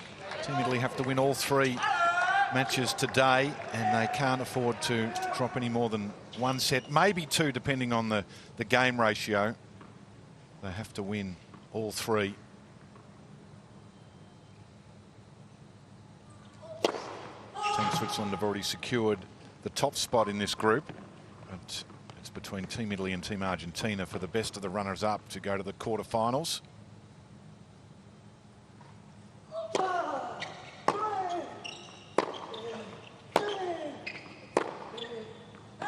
USA and Greece already qualifying, and the tale of the match so far, opening set went the distance. A couple of breaks of serve in the middle. But the youngster from Italy, Flavio Cobolli, with some spectacular shot-making. John Fitzgerald courtside described his lob as the shot of the tournament so far. And then just the one break so far.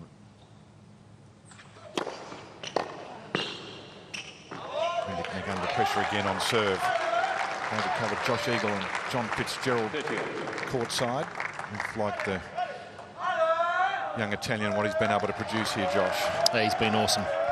A really disciplined display from Cobolli. Not as much flair early on, but he has certainly shown us plenty in the last half an hour.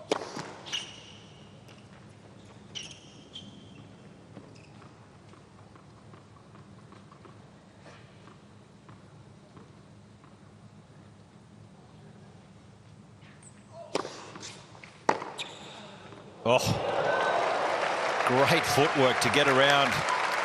He would have nearly been sitting in the stands when he's made contact here. And to hit this for a clean winner return just shows you what he is capable of. Look at how deep in the court he is. Threads it perfectly on the line.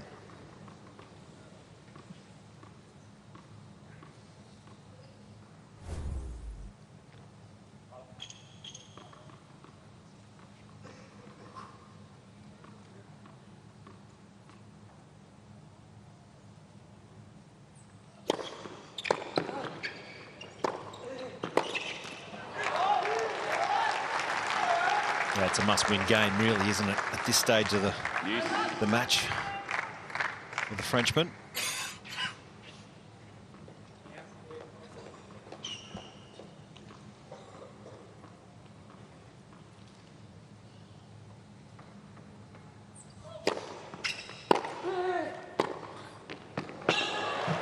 There's just been a few too many unforced errors like that, haven't there, for Rinderknech, handing Cobolli some cheap points.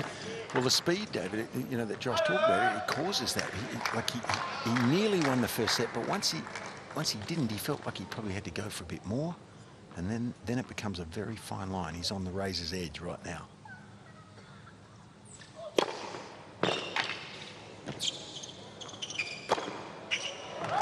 It's been not so much the pace of serve. That was 198, which is large out wide, but his accuracy, his ability to hit his targets has been very impressive today.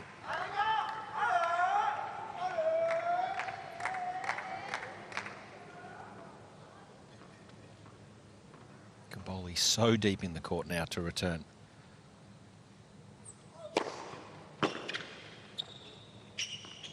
That's what he's done. He's adjusted the return stance from time to time today, particularly in this second set. He's gone so deep in the court.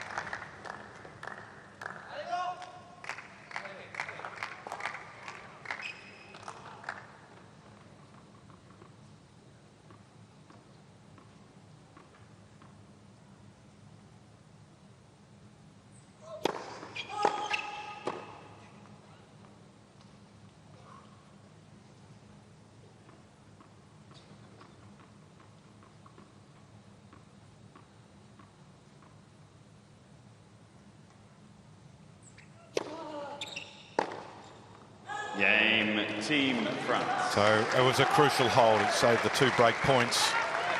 Team Italy lead 4-2. Team Italy leads by... He's in Medvedev territory Yeah, now. that is incredible. That's 4 to 5 metres. You're seeing he's returning the second serve. They're the blue lines. So he's moving backwards to give himself time to really get a good strike on the ball. The first serve, he's up almost trying to cut the angle down because we know Rinderknech can angle it really beautifully out wide. So good graphic there of the difference of where Cobolli's returning from.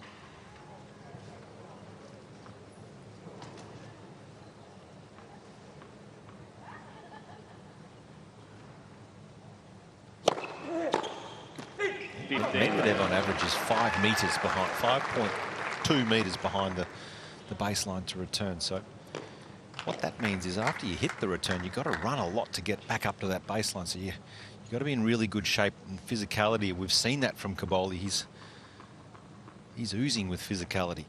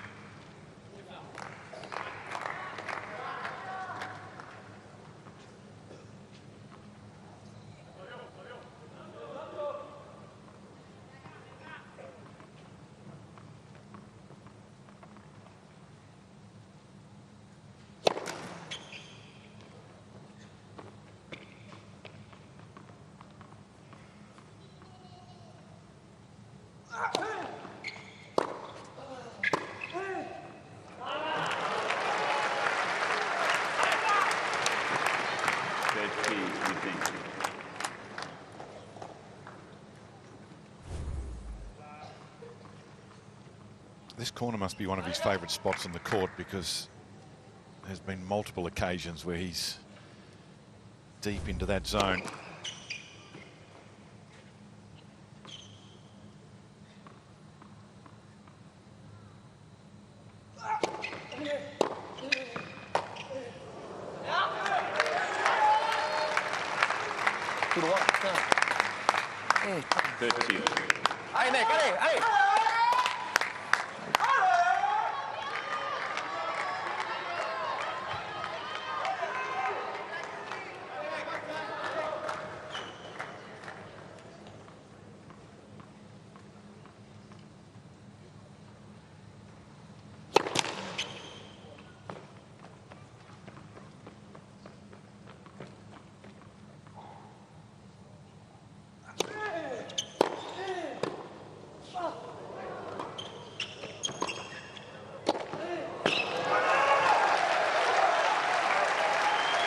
Fantastic. He's a competitor, and he chooses the right shot a lot of the time, does Rinderknech. Great time to impose himself there off a second serve, and the depth helped him win this point. But even that was an awfully good shot. If he's going to chip that, he had to get depth on it, and he did.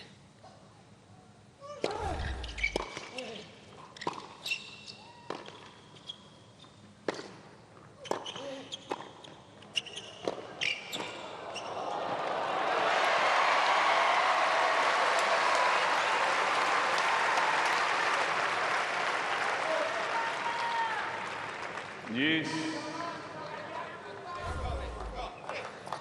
No problems. Just got it right out in front, that first one, and had to back it up, and he did. A couple of really well-struck volleys under a lot of pressure. He's played the big points particularly well, Cobolli.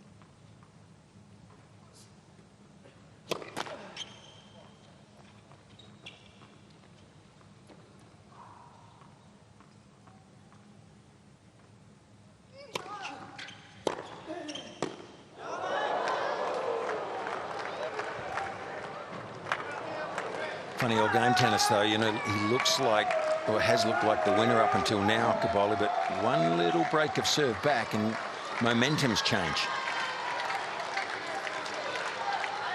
Advantage, Team France.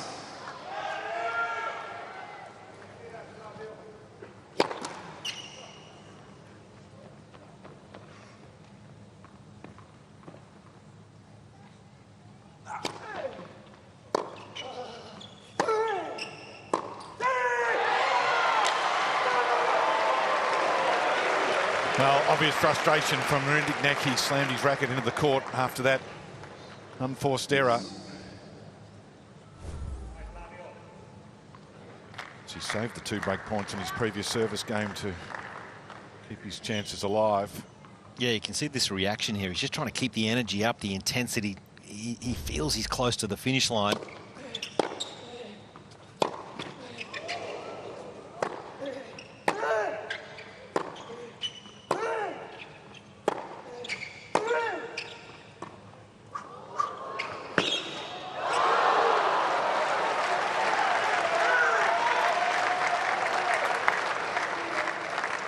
Advantage, Team France.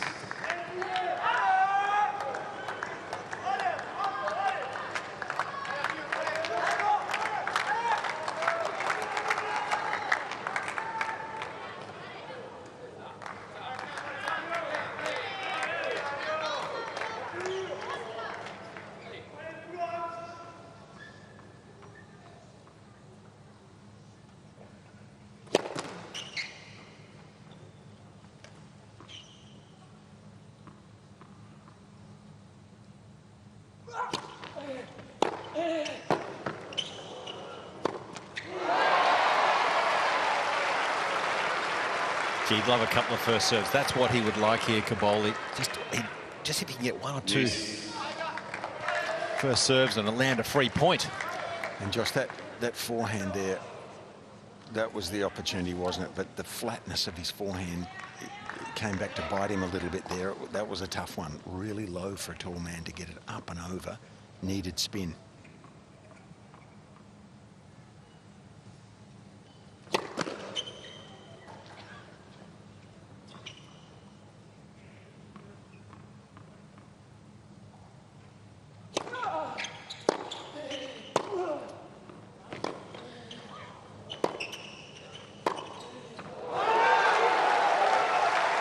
There's some spin. Advantage.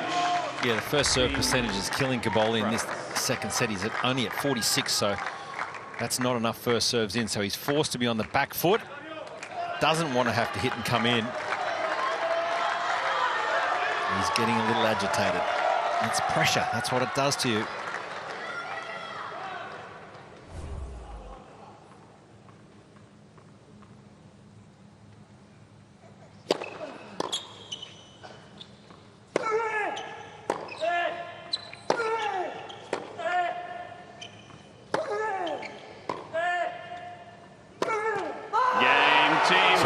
Rinderknech. Fourth break point. Took a while. Gets the break back. Well, he game back on. Should have moved in there, I think.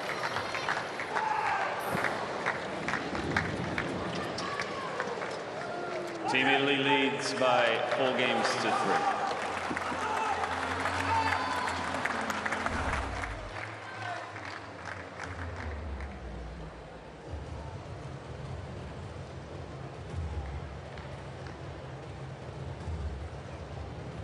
So potentially a couple of opportunities to come in there. You can see the reaction from Rinderknech. 5 break points. First break for him. I'm sure that should be 2 of 6 because they traded breaks in the opening set.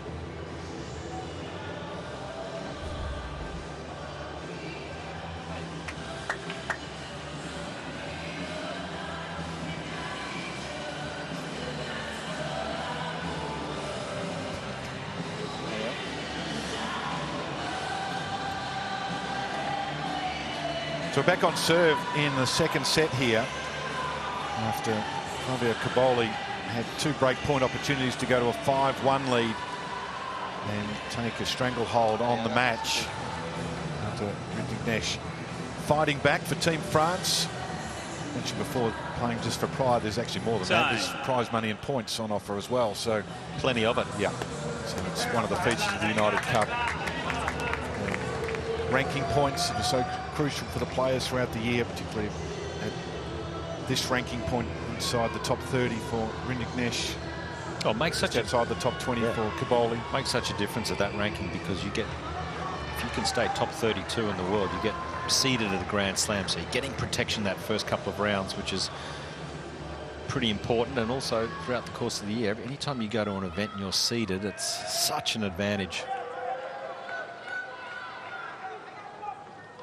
So back on serve here.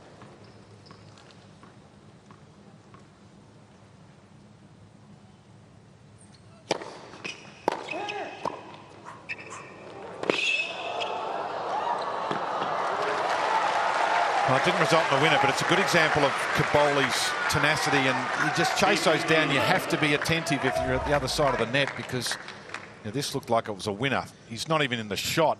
And all of a sudden he manages to make Rinderknech play another one. It was easy, but 30 love. You've got to be aware, don't you?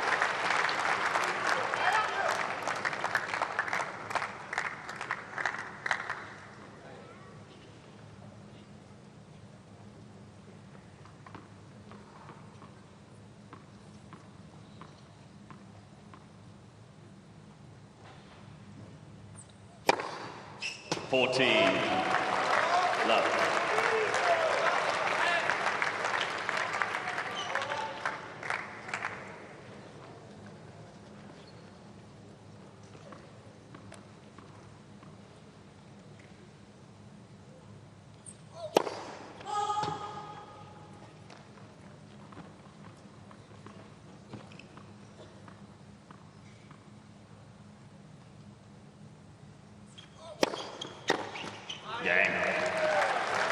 Holds to love. That was timely. 4 games. So what a change in the last couple of games. Rinderknech holding serve after saving 2 break points. Took 4 attempts to break Cobolli's serve and then a serve to love.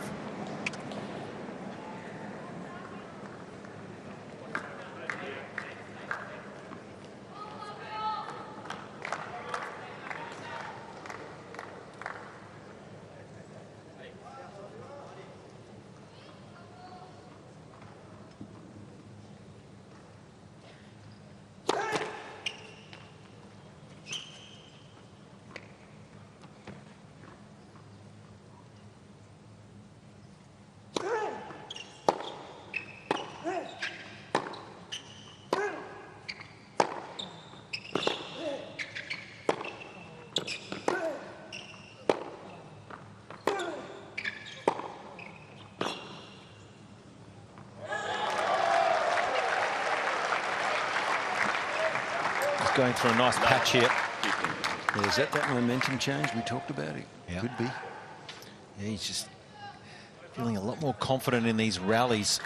Yet, yes, he doesn't want to get into too many of the long ones, but his ball striking in these extended rallies are much better at the moment. Rinderknech.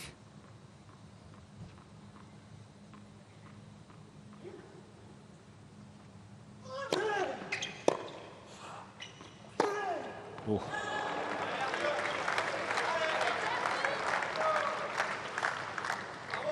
Love 30.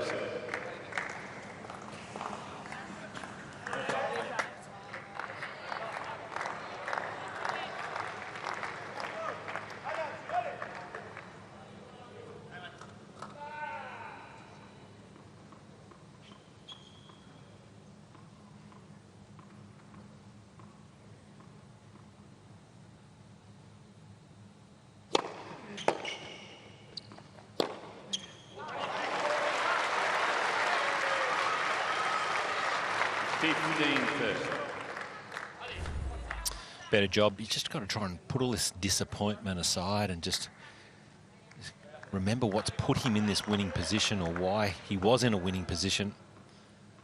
You got a little focused on the finish line, on the result, I suspect.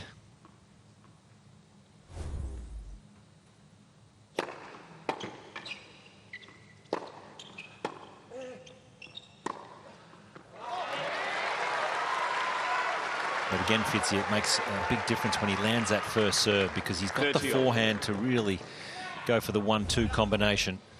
Yeah, and I think also the mindset of the opponent is to attack his second serve too, so it has caused him problems. The percentage is important.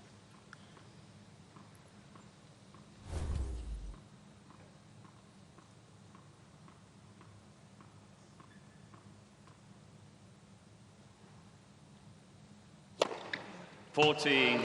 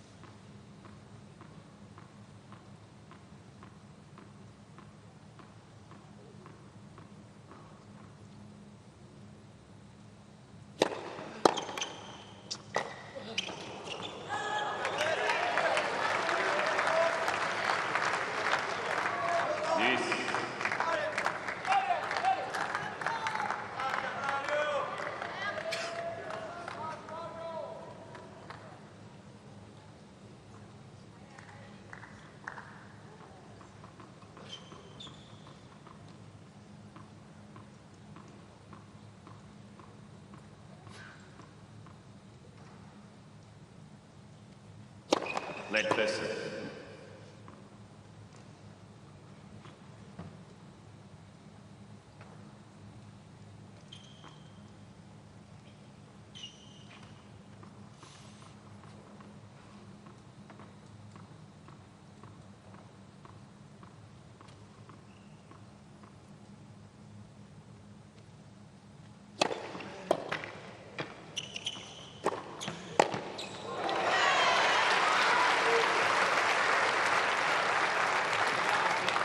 Advantage Team Italy.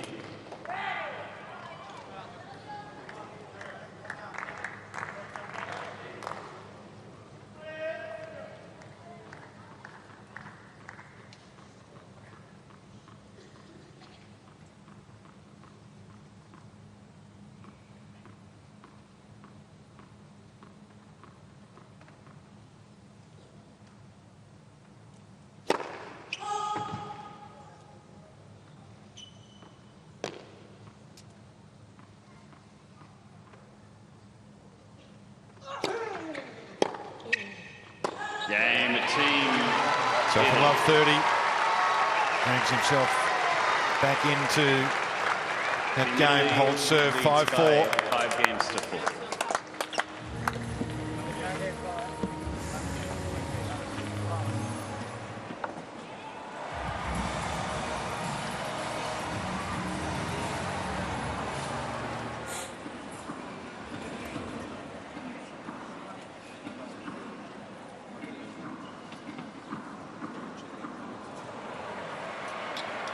Vale, adesso è sotto pressione, forza.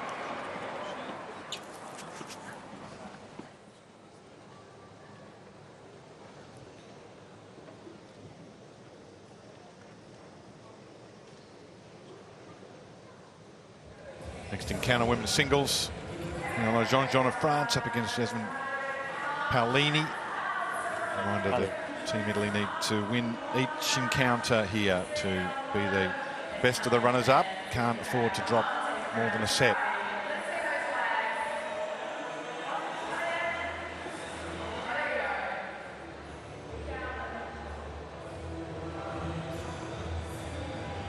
Jasmine Paolini and Hologic just in the warm-up area adjacent to the court here at RAC Arena. They're not going to be too far away. Potentially, they might have to have a little longer wait. Yeah, that's Rinderknech can find a way to win this second set. It's a challenge, isn't it? When you tennis, you don't always know when you're on. There's no start date unless you're the first match or first match of the night session. So preparing is an art form. When to eat, when to stretch, all those little things. Because 15 minutes ago, you would have thought Cobolli was home and hosed.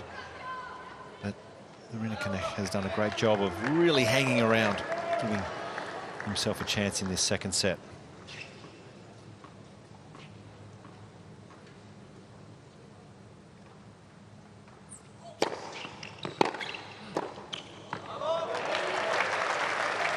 Not many players on tour would have a better wide serve than this man. His angle is phenomenal. Have a look at that, where you got to make that return from.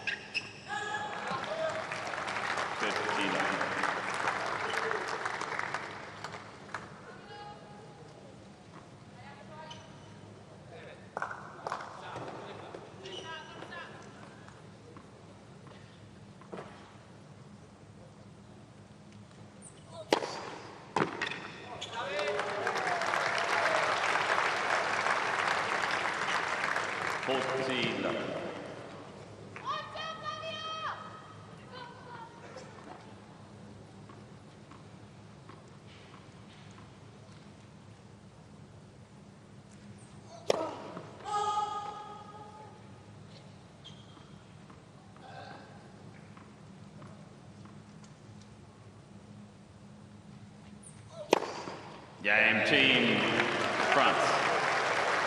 Good time to have a service game to love. And you're serving to stay in it. 5 games.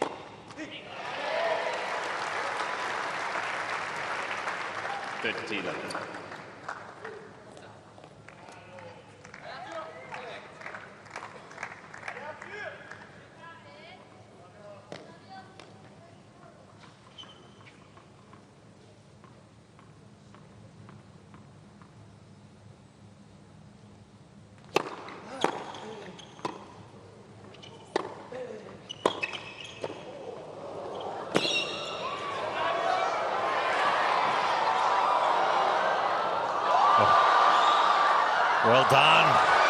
Great skills from the big Frenchman. Well, it wasn't just a shot between the legs. He actually deliberately went with a lob there. So he actually had the presence of mind to take the speed off the ball as well and throw it up, thinking that his opponent was in at the net, which he was. Rather impressive.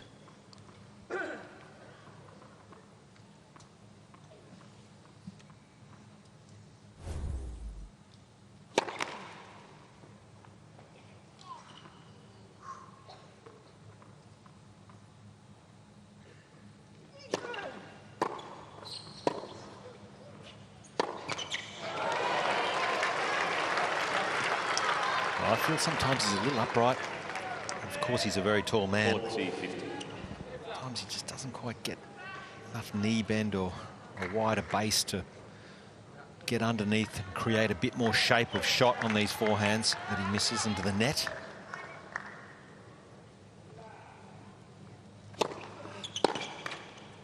Game, Team Italy. Cobolli continues to apply the pressure. Ked on the count, 6-5 in the second set.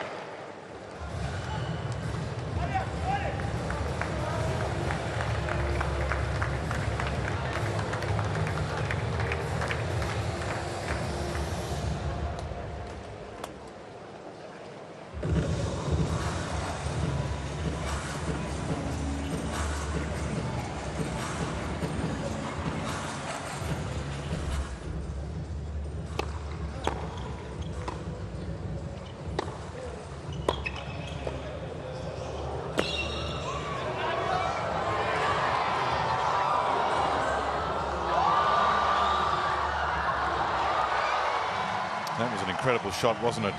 To have the chase, to be able to get racket to ball, to self-preserve, which is always important as well, and then to be able to produce the lob from the tweener. How's your tweener? Not a strong shot for me. I was just more of a Roscoe Tanner, just bash it down and it's in. Un petit peu plus ta tête de raquette. Ça va être toi. Accélère, accélère. Avec les jambes, tu l'accélères. Tu restes bas et tu l'accélères. Had a great service game last time. He was asked to come to the line to serve to stay in it. Rinderknech to love. What does Cobolli do here? Does he do anything different, Josh? Does he try and... we know he's moved back. He keeps any further back, he'll be in the Swan River. As we take a look there, the serve and volley, that's what Rinderknech has done differently. 14, that's the overall total that he's served and volleyed this match, but it's 12 times in this second set, so he's tactically made a change in this second set to get himself back into it. Cobolli's up on the baseline, returning closer. I wonder whether he'll drop back if he misses the first serve. Bit of a gift there. And Fitzy, that shot there, that serve and the +1, the forehand, is what's probably cost Rinderknech a lot today. Yeah, I think so, especially when the return is hit with some slice and short. That's a tough ball to handle for a big guy who hits his forehand naturally reasonably flat. 15 off. Nothing wrong with that flat serve there. And again, it's not the speed, that's just a gentle 194 kilometres an hour, but it's the accuracy that you can't, doesn't matter even if you're standing out there to make that return, it's near impossible.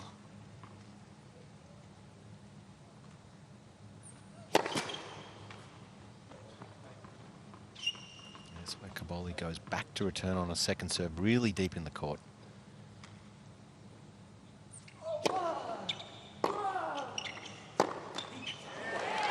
And he's targeting the forehand side. When he gets that return, he's really looking to go to the forehand side of the Frenchman. He's had a couple of cheap points, hasn't he? Errors from Rinderknech. Pressure, tension building.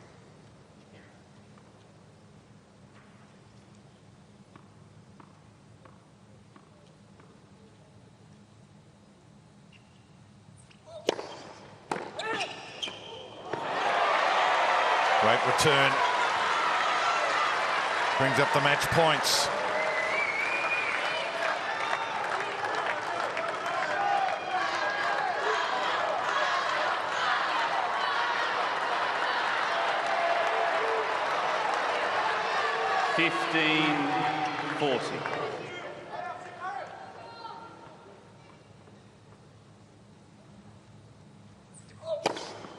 30-14. Yeah, saves it with an ace. On this ad court, Rinderknech's gone a lot wide. It's gone out wide. But he, of course, can hit the slider down the tee as well. So I just wonder whether Cobolli will lean a certain way, whether he'll try and guess and lean to that backhand.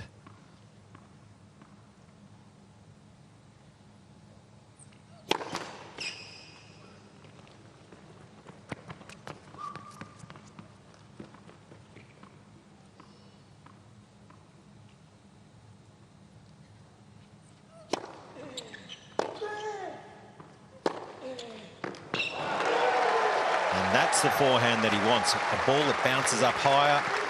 Hip to shoulder height is the one that he hits well.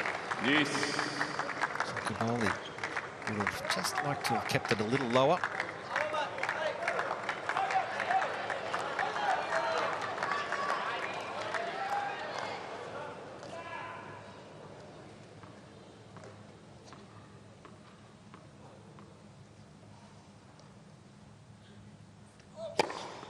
Advantage, Team France.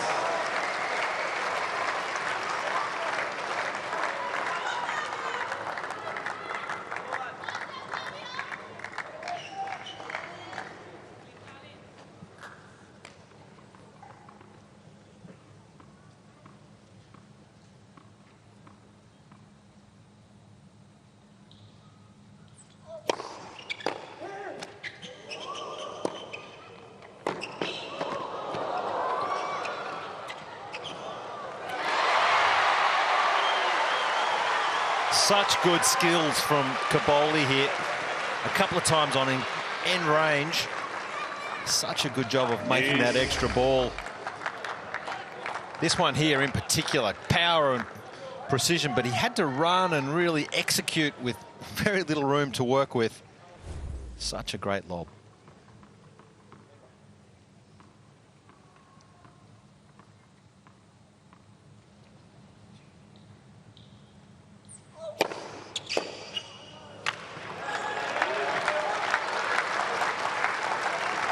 Advantage, Team France.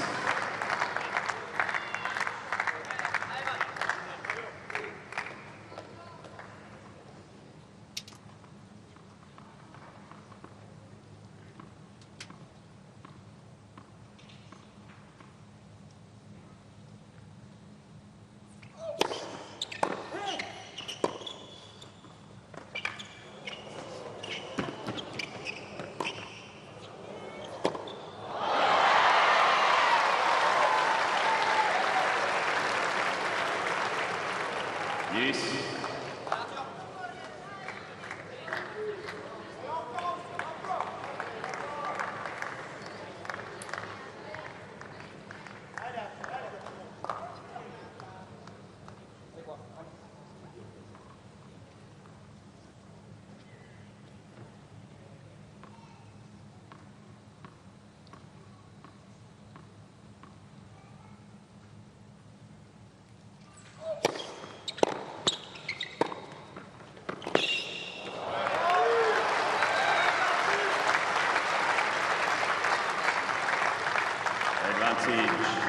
Team France. So the 2 match points, first one with an ace, and a couple of opportunities, 3 now to finish off this game. Send it to the tiebreak.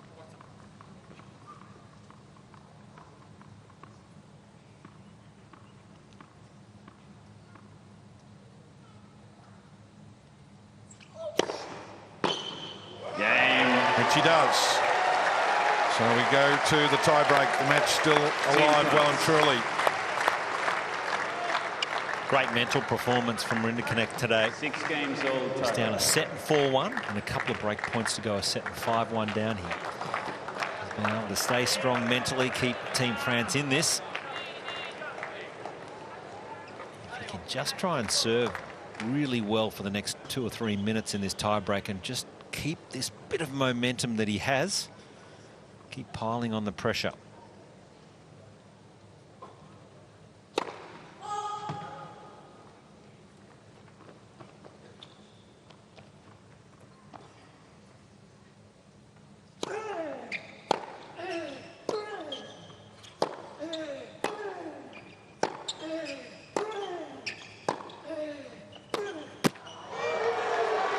Okay, Cobolli's going to have to dig deep now. And he's not happy with his bench. I'm not sure. I can't tell whether that's his dad he's looking at, but the only negative thing I've picked up from him this whole match is he's not happy with someone in the box there. And this is where he needs to take responsibility for his own game and play well when it really matters. Let's see what sort of character he's got in this situation. I suspect it's good, but it needs to be right now.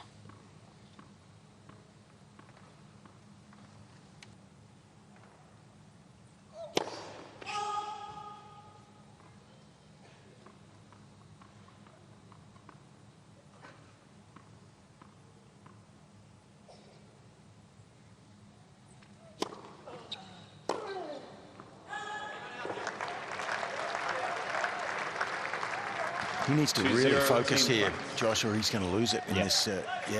He's a bit on the precipice emotionally here, I think. Yeah, a couple of loose forehands in a row here. Just try and get his physicality back. Try and get that focus back in the court as opposed to being agitated with why he hasn't won.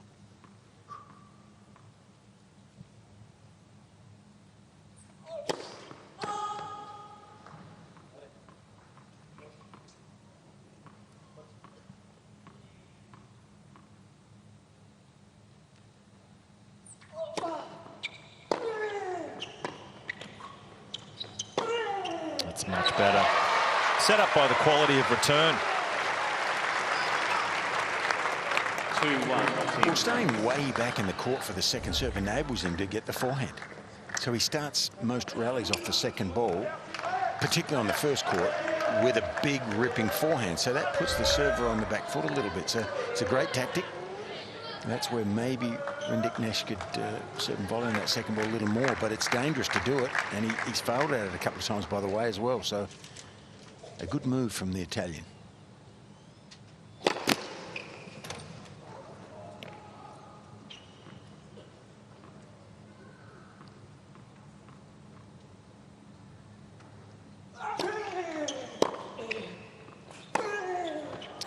First forehand miss in this tie break. Team France. It's the nerves. As Paolini's come out to see what transpires in this tie break.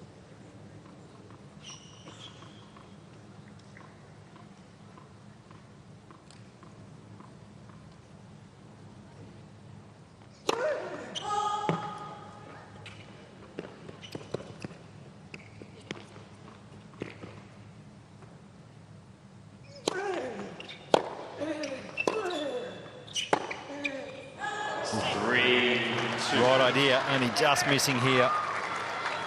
Team France. But it's coming out pretty clean off the Frenchman's racket at the moment.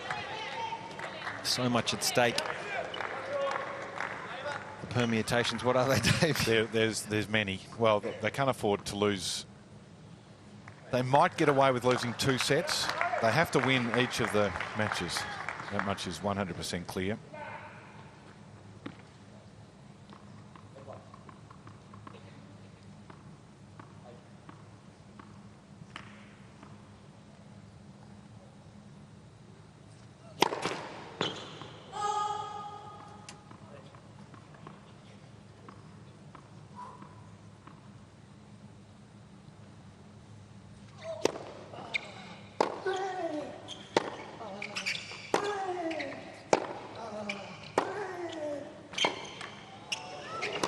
Yeah, that was a difficult shot. It stayed low.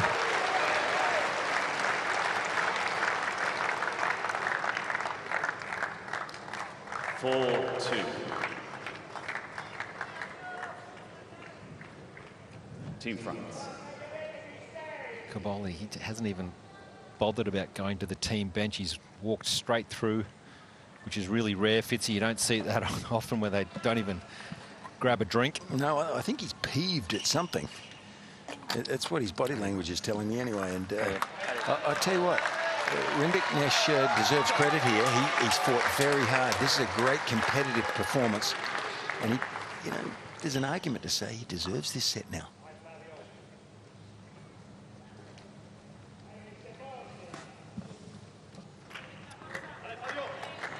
4-2 up. He's got the mini break. He has hit his wide serve exceptionally well to this court, to this side. The slider out wide.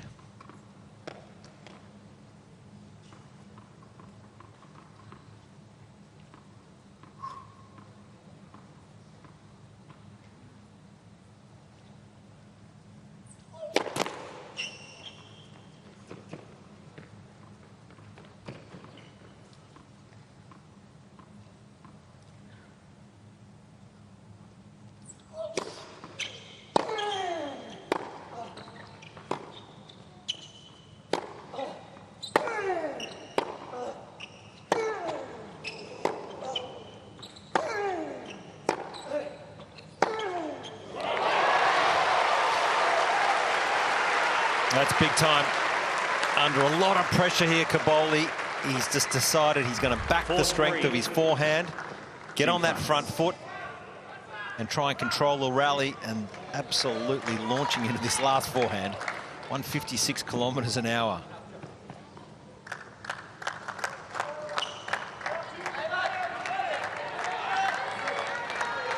I think Arthur's saying he hit 2 let cords in that rally.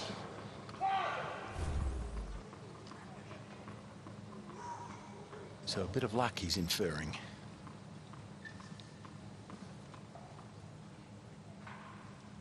Sorry.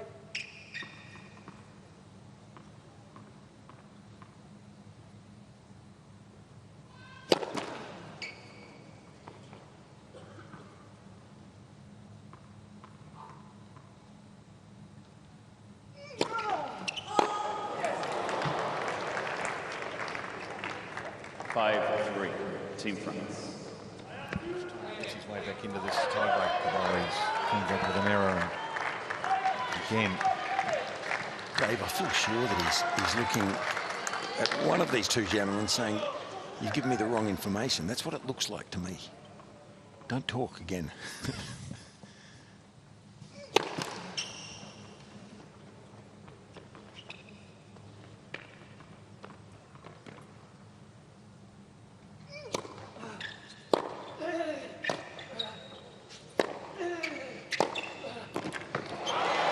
What a mistake.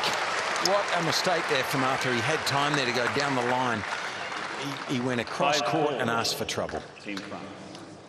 It's just not the right angle, you know, to come in there from that point of the court, to go across court and leave options open here. Down the line's the plate. He's in trouble. Especially going to that forehand. If you can hit a winner across court, or virtually a winner, okay.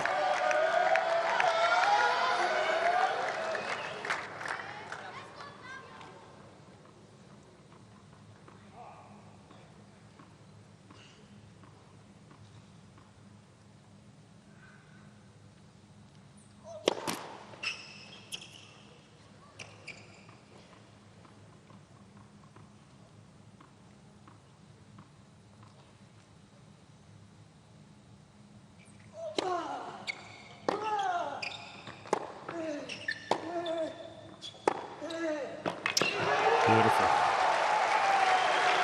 Well, that's where you approach. Especially with his ability to hit an off forehand with a flat trajectory. Team France. That's perfect. And he was following it in too, but it was so good he didn't need to make a volley. But that's the game plan, I would think. And gets in the set point. And with the big serve advantage, Rinderknech.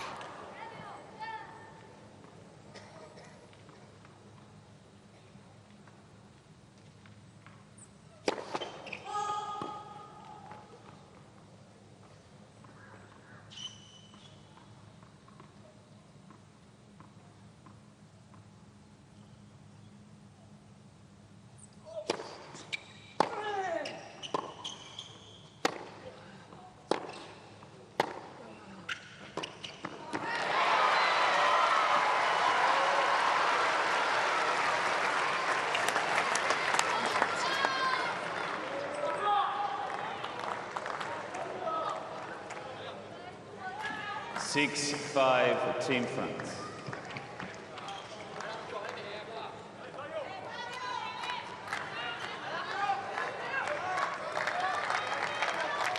A few more twists and turns, potentially, to the set point.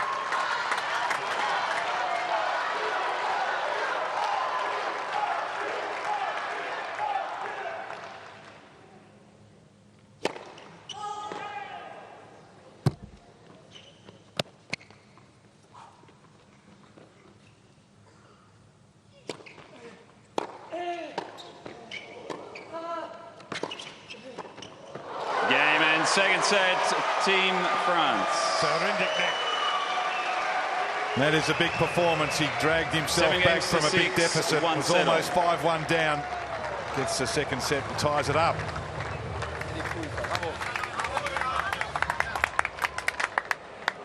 Quelqu'un peut aller me chercher mes chaussures sous ma chaise en vestiaire. Allez, j'y vais. Tu veux quoi? Tennis.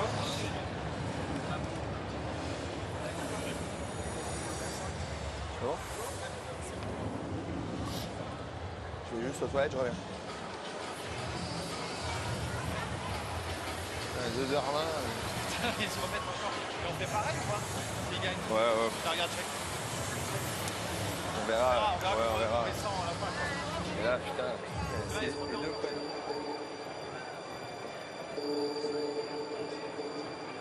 Summary of that second set went for an hour and 23 minutes. It was an endurance test. Yeah, he had all his chances. Flavio Cobolli, there's no doubt about it. He will be absolutely annoyed with himself for not finishing that match at a set and 4-1, 2 break points. Just got a little affected by the pressure. The pressure points won there, 26 from Rinderknech. That was the difference. He played the bigger points in the back end of that set so much better. He played with a bit more freedom. He was probably thinking he was down and out at a set and a breakdown, and just was able to have a bit more freedom with his game style, a lot more aggression. And that's a really good mental effort from the Frenchman to hang in long enough and really give Team France a chance in this match.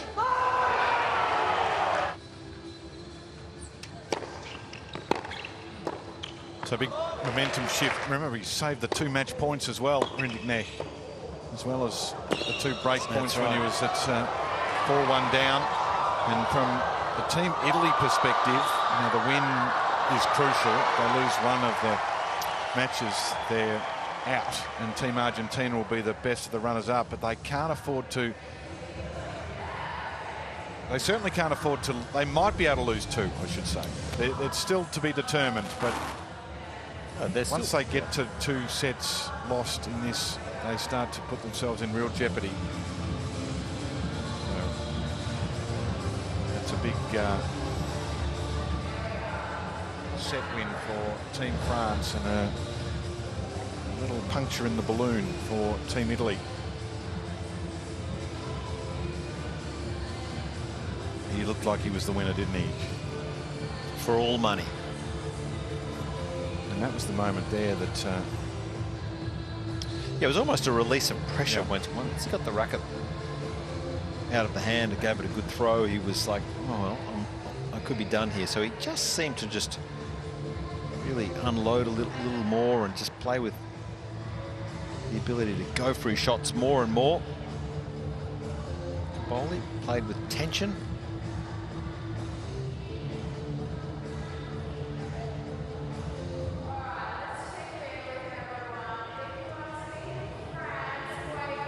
Flavio has exited stage right as we look at the court. A change of shirt. Look down on RAC Arena. If you were designing a building, Josh, would that be the way you'd go about it? Not great at designing. You're good at building them. Building them, but not designing major structures like that. So, I mean, you don't have a retractable roof at home? Not needed in where I live. That is impressive, though. It's such a comfortable stadium to observe and watch from. It's enormous in here. I mean, what's the capacity? It's something like 16,000. Good question. Stand by. It's an enormous stadium.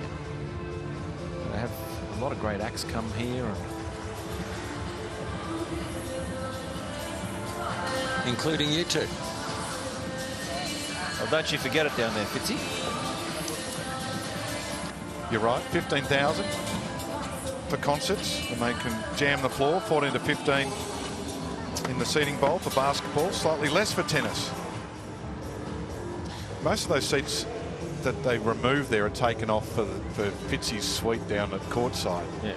He's taking up some real estate down there. Fitzy, what's your tip in this third set? Where do you see this unfolding? Well, what worried me was the body language of the young Italian. I mean, he's a young man. We can call him a kid because we can, but he's 23, and I just thought that he was too negative there, and he was trying to find... He was frustrated that he hadn't finished the match, and then he was looking for a reason to complain a little bit there, which worried me. I didn't like that, and for that reason I might have to go with Arthur. But you know, the flair, he can turn this on its head so quickly, Cobolli, because he's so talented. Yeah, and I bet he's heard that. Sometimes you hear it too much when you're a young player, and you start believing in your own story a bit. But he really does have flair, and he can finish this match quickly if he hits his peak.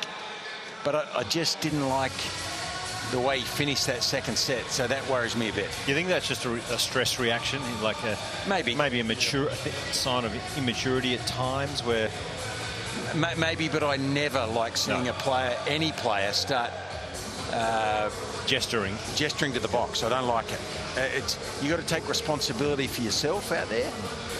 And look, he's a young guy. He's just learning his trade, and yeah. But it seems to happen more than it should these days. Well, he's re-entering the stadium. He's exciting, though. Watching him live, Josh, as we all are, and particularly down at courtside, he's an exciting prospect. And gee, he's going to get our attention for a long time, watching him at the Australian Open and in these events. Well, he's just got to remember, I think he just got a little ahead of himself, Fitzy, where he was overthinking it and worried about the overall tie, which they need to win 3-0 and the sets and all that sort of stuff. I just think he just got lost in that a little bit. The process of just playing great tennis, which we know he can do. So let's just see how he starts in this third set. I know Dave mentioned earlier, you know, would you be thinking about, or one of you mentioned, would you be thinking about that set situation? You can't really do that. You've just got to play the match on its merits, and what will be will be. Play to win as quickly as you can, and that's still the plan. Final set. Or should be. Team France to serve. But Rinderknech deserves a lot of credit, I think, for coming back there. He was on the verge of losing. That takes character in itself.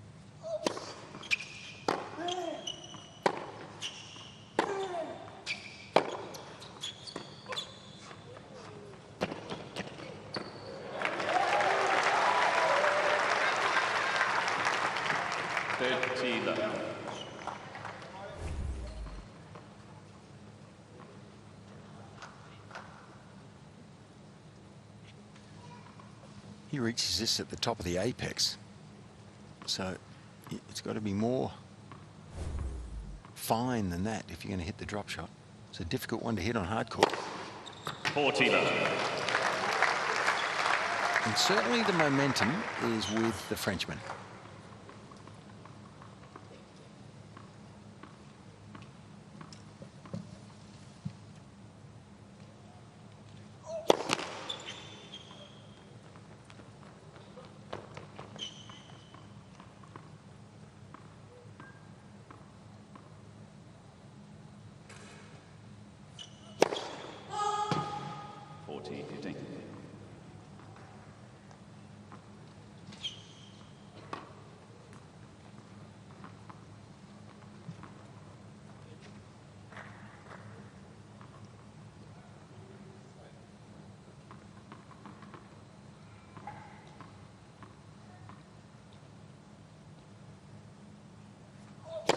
Let first.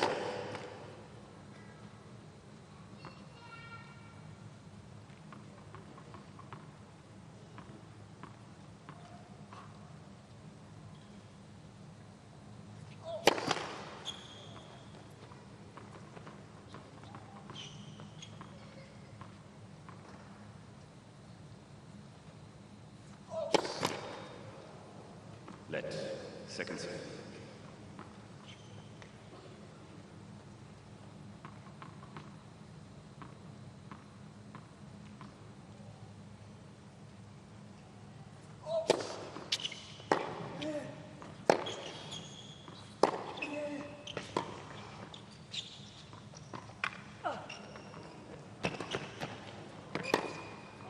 Yeah, brilliant. Thought he overcooked that drop shot a little. 40. This one here, but it's a great response, isn't it? He's not afraid to make a difficult passing shot. He's got great imagination. I just wonder whether the percentages are with that play, though. Like, what do you think, Jules? Because his forehand's so good. Why wouldn't you just rip it? Yeah, I mean, he was forced to hit a very high-level pass to win the point.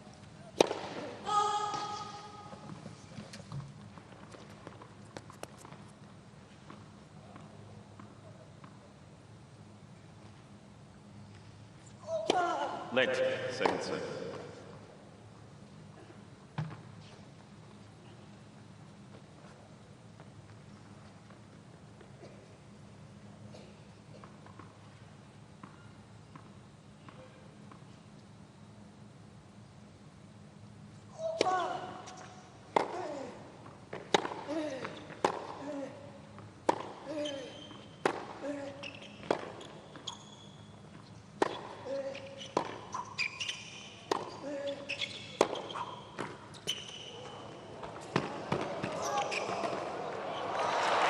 He's got some skill, hasn't he?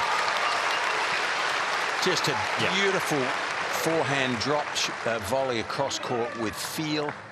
He just caressed it with the ran the strings across the ball. Yeah, he makes it look easy. This was a really difficult volley made look easy. No panic. He certainly got Rinderknech moving, which is probably what he was wanting, getting him off balance. He's fun to watch. Oh, yeah, no doubt about that. He'll have plenty of fans all around the world, wherever he plays.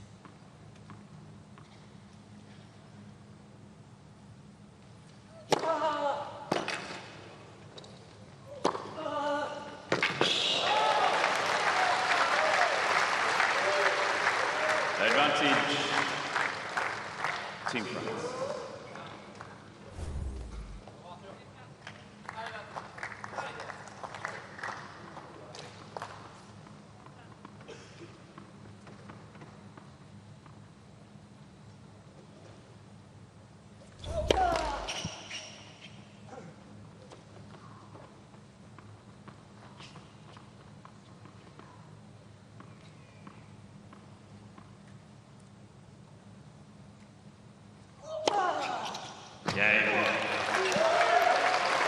Well, the advantage of serving first, you'll be leading on the scoreboard every time you sit down and look up, and Rinderknech holds serve. Opening game of the third set. Okay, we can take a look here at Rinderknech. That was set one. The rally hit points there. And as we move on to set two, you can just see that he was prepared to go forward a little more, especially around that mid-court. He was more aggressive, flattened it out a little bit. That off forehand seemed to work a treat.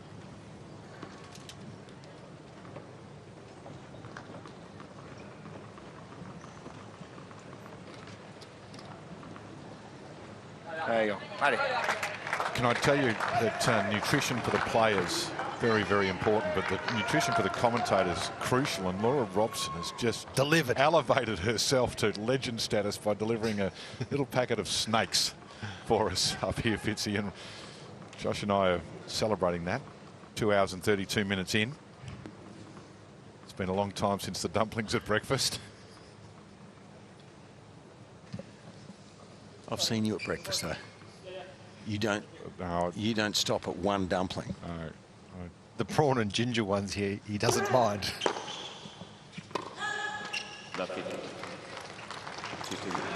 Nutrition's important for everyone.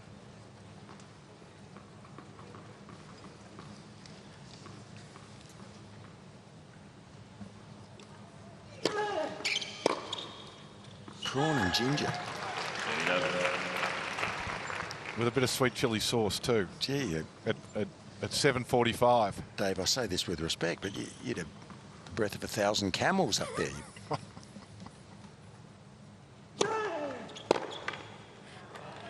That was said with not much respect.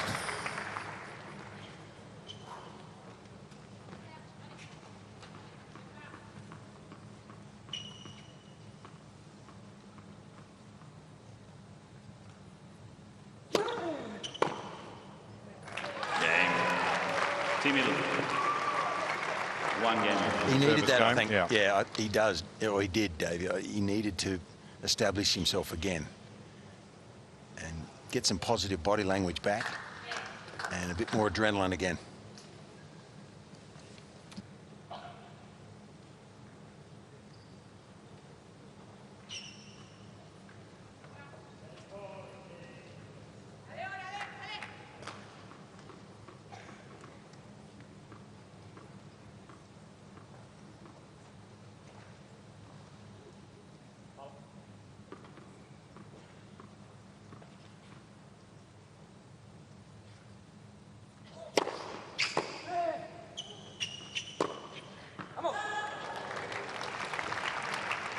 That's a good start here for Cobolli. He hasn't been able to win that first point for a long time. And he's been returning. That'll give him a boost in confidence.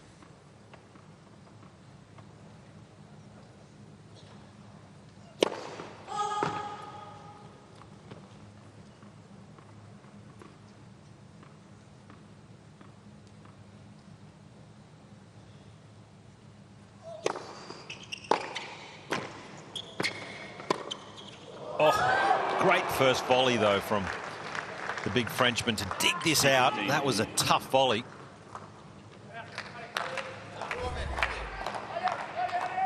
This was dipping with interest.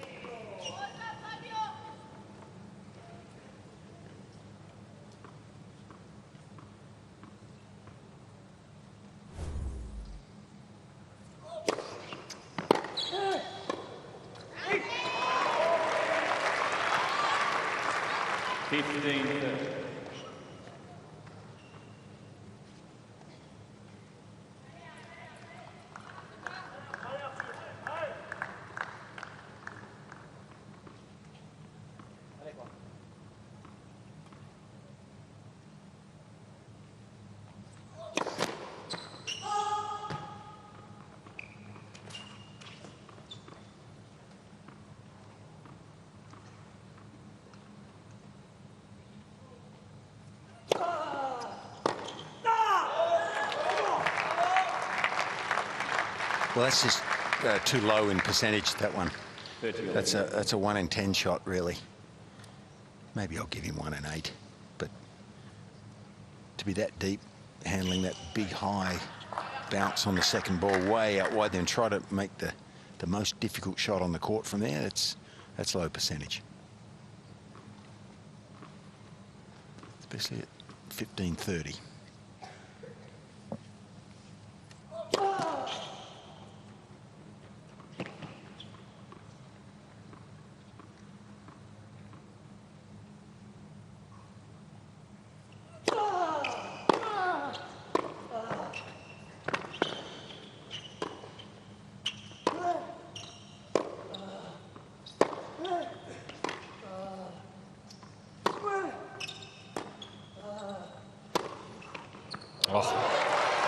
Unbelievable acceleration onto this short forehand.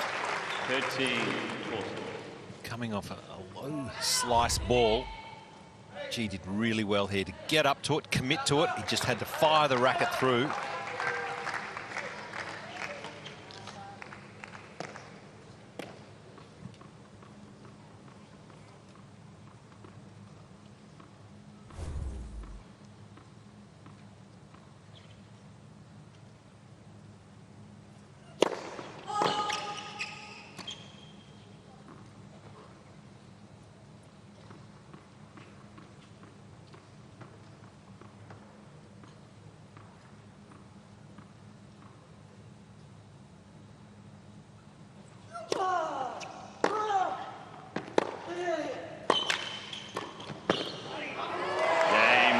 Italy.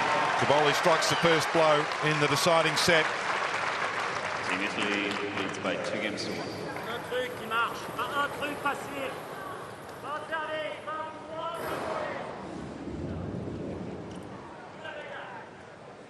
Non ho capito. Well, it's similar, isn't it, to the second set. He was in this position earlier, setting a break up.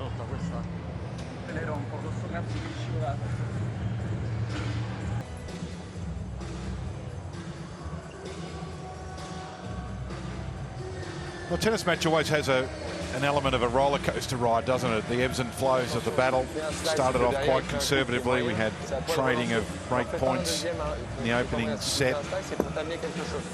Got to the tie break, and then spectacular play from Flavio Cobolli towards the back end. Time. The lob that John Fitzgerald described as the shot of the tournament. Second set, he was on the way to victory at 4-1. The break, 2 break points to go to 5-1, had 2 match points. Rinderknech fought his way back through, won the tie break. Now we find ourselves with a break point to Team Italy. They're on the verge, though, have to win everything. May not be able to drop another set. That might depend on the game ratio as well. Team Argentina watching on to see if they can be the best of the runners-up to qualify for the quarterfinals. A lot to play for.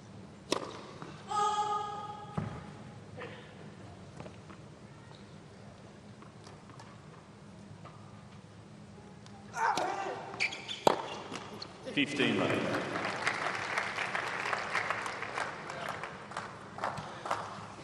just worry he's shown some indication that his wrist is a little stiff.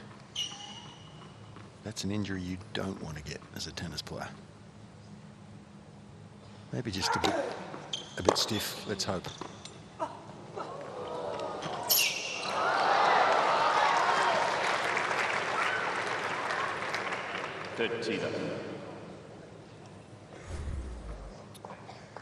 He's going for the drop shot on a drop shot here. This is not an easy shot. The execution is really hard when you're moving forward, trying to time your movement, and then to execute that shot on a hard court, near impossible.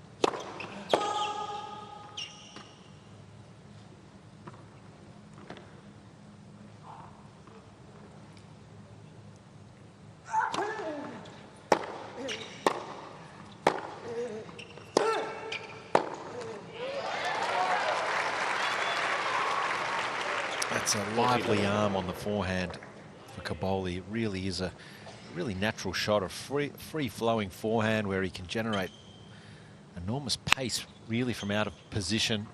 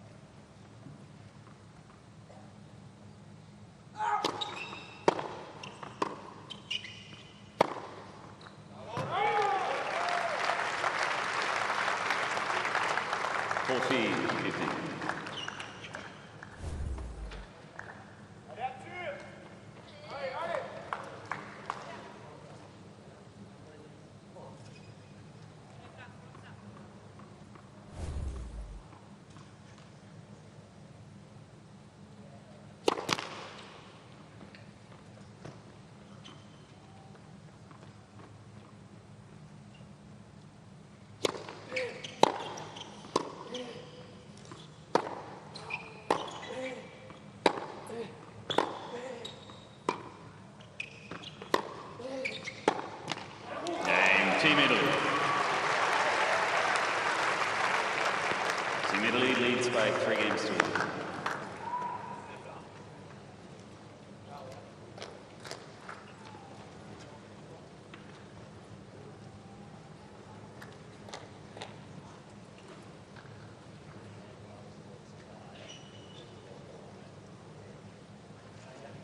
This is where he would love to get a double break, Cobolli. Had the chance in the second set to go off double break, wasn't able to execute. It's been an up and down match where you feel Cobolli's really been in charge the whole time, but just hasn't quite got to the finish line. He's looking good here though, 3-1 up.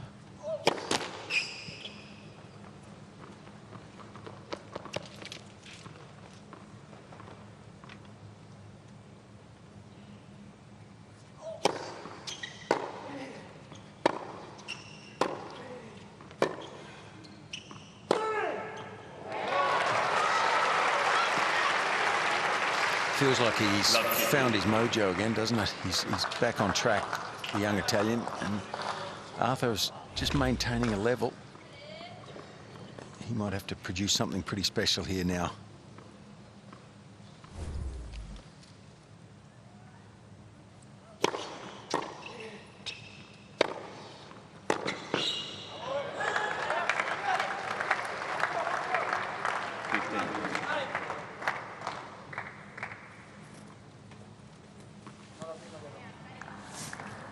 La prima in fondo.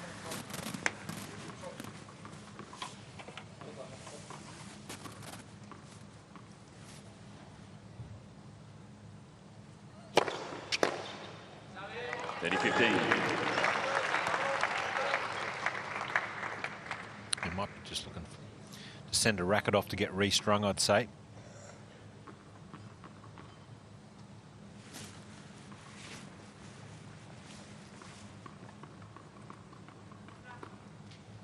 Most players probably would have at least 6 freshly strung rackets, new rackets for each match. Best of 3 set match.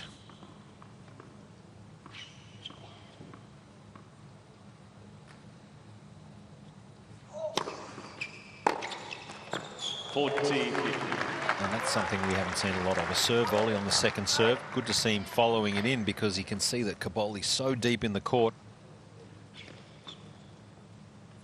Tactical awareness from the big Frenchman, even though he's still down a break.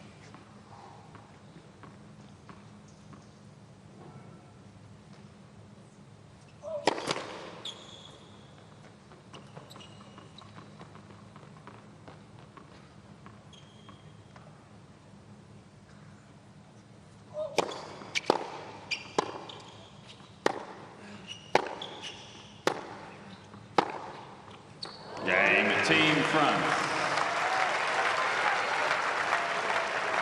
Team Italy leads by 3 games. So Rinderknech. A little statement there in that game.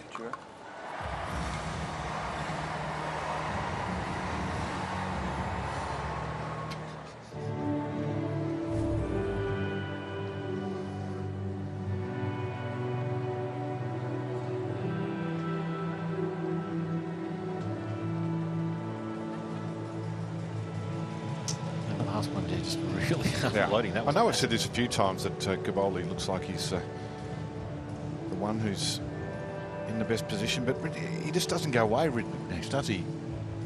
No, well, it's only a break. Yeah, he's got a good ability, even if he's not playing as well as he would like, to stay in a match because he serves so huge and so accurately. It keeps him in the match for a long period, so he's always in with a chance. There's no doubt about that.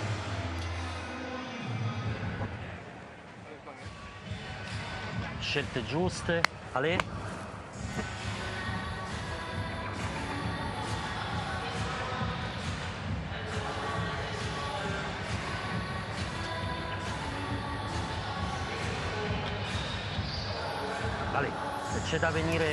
Approaching 1 p.m. local time in Perth. Beautiful day for tennis. Time. Around 30 degrees. Very nice indeed inside of RAC Arena. Spectator bowl completely in the shade. The court spotlighted naturally by the open roof. As you can see, the court's still in full sun. Really, really warm out there on the court. It's about peak feistiness too, isn't it, this time? Another hour or so, and then the sea breeze does come in, cool things down. Cobolli with a break. Serving here. So close to rounding it out in the second set.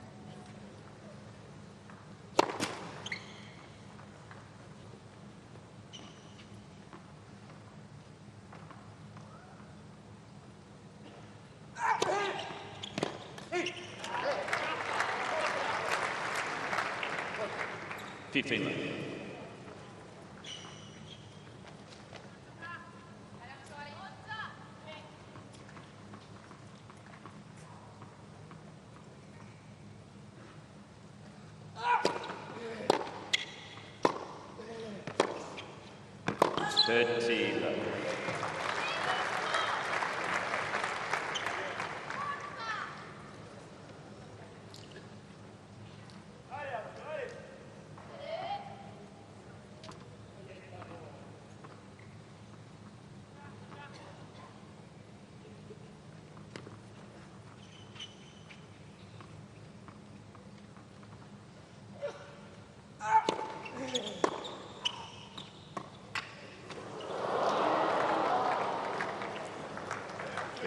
Qua l'ho detto.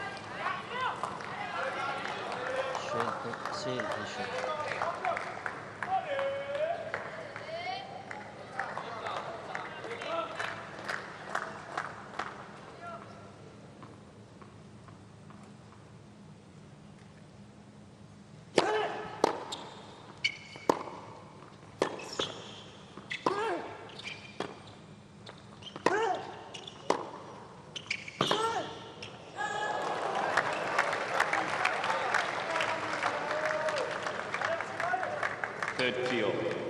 So underneath the stadium, the stringers are getting busy. They're incredible artists at what they do, the speed under the pressure. He's ripping through that. That's seems to be a lot of levers there, Josh, that well above my pay grade, that's for sure. I'd say he'll get that done in 12 to 15 minutes. By the way, he's tensioning that racket off, so pretty quick. A little harder to string with the polyester strings these days because it's such a tough string. It's very stiff. It almost feels like you're stringing wire through it, but it's a good job there. Game. Team Italy. Every time he holds, Cobolli gets closer to the finish line now. 4-2. I think it's become evident here in Perth that Italy cannot drop another set. Okay, that's it. If they do, Argentina will advance. So Italy have to win this one and the next ladies singles, Paolini, and the mix without dropping a set. So it's pretty clear.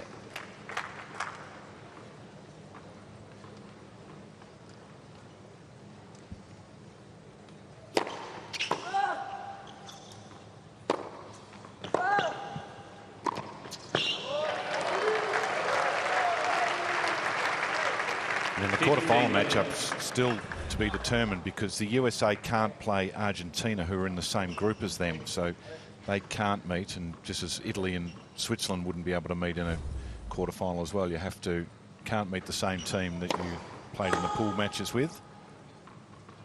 That runner-up.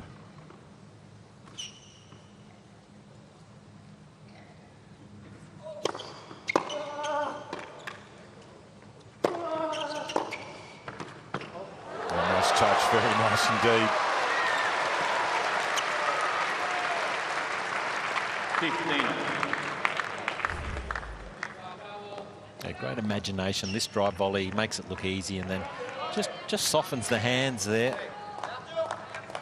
Good feel. Gets his head really close to the racket. Eyes right above the ball there.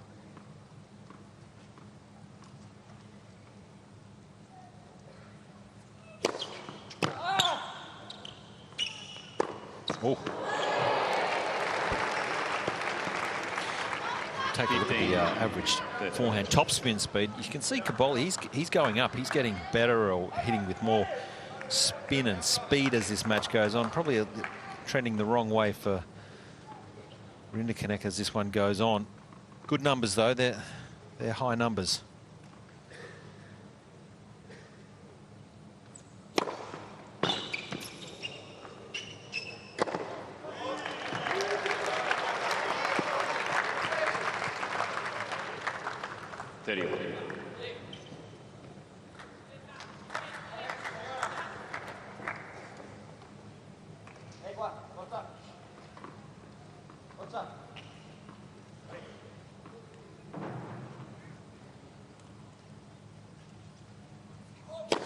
Net for 6.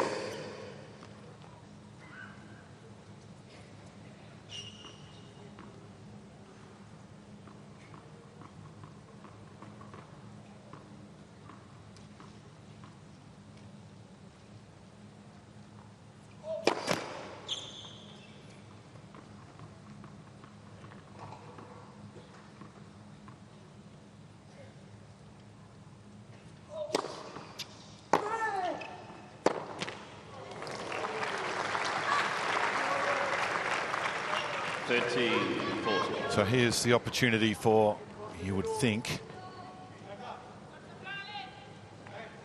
terminal scoreline for Rinderknech.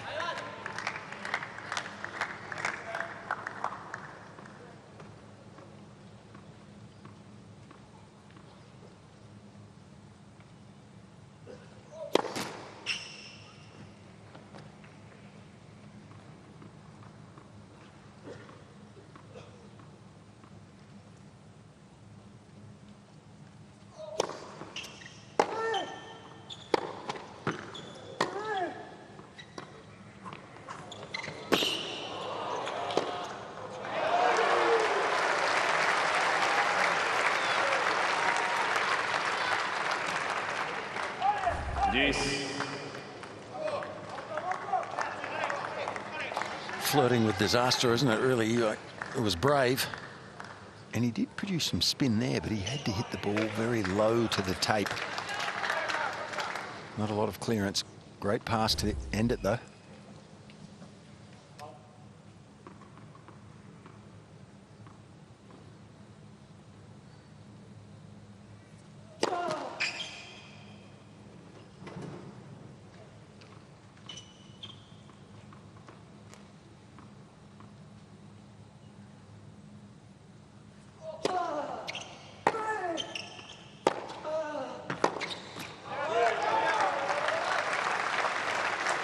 When you look at the score sheet, saved a break point here to go 2 breaks down. Saved 4 break points in the second set. Saved 2 match points. Yeah, he's a saver. He plays the big points. He will, particularly this match, he's played them well, and a lot of them is because he's got this incredible serve.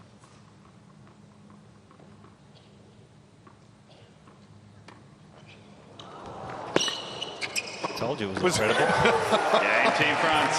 You're Nostradamus. Well, that was a surprise. It was an incredible serve. 4-3 Cobolli. Team still Italy leads leads by 4 games to 3. Not even a smile.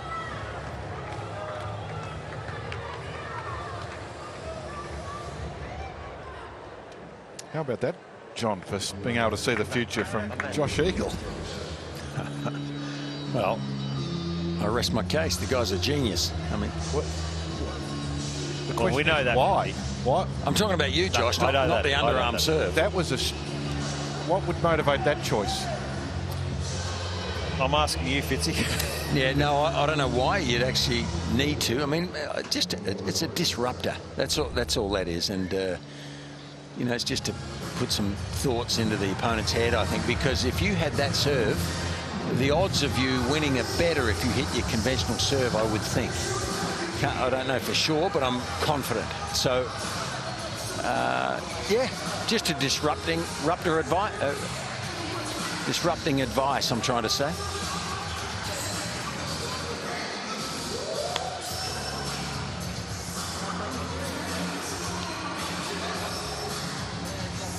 So Flavio Cobolli here is edging towards a victory that we thought might have come an hour or so ago. Time. In the middle of the second set.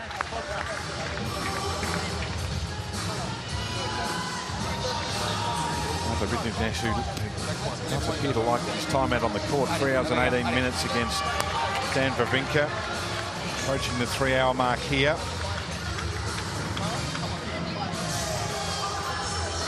It's a really different mental approach now, though, at 4-3 instead of 5-2. So the Frenchman's still in this.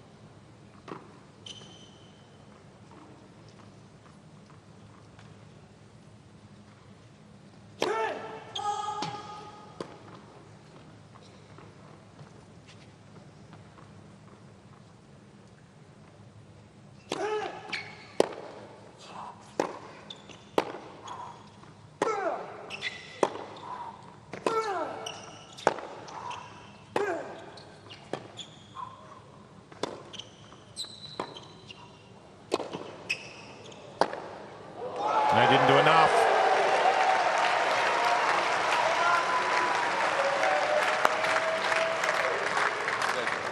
Love 30. May have been a little casual. Get back, did that smash. I thought he was almost stuck to the court a little. Now, after dominating this set again, he's in trouble.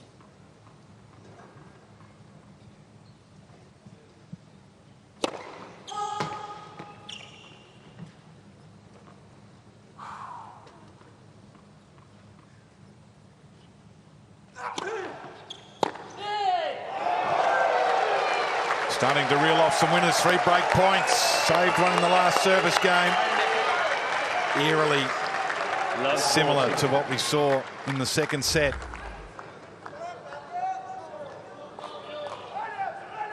Maybe it's not meant to be here for the Italians. It's got that sort of written all over it at the moment, but I love the competitive nature of Arthur here. He's done so well to stay in this match. Believe he can still win. It's a sign of his character, I think.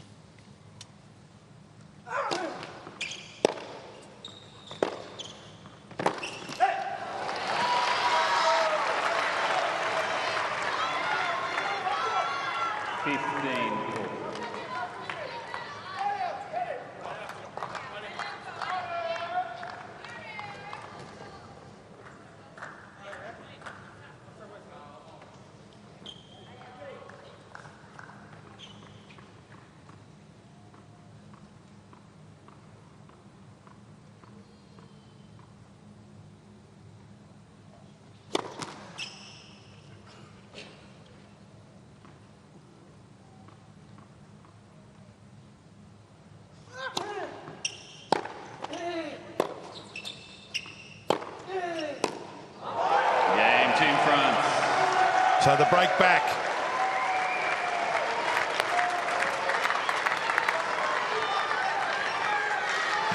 Set a piece and 4-all. And David, Flavio is again flaring up with some negative body language towards the box. 4 games over. So it didn't have good results the previous set.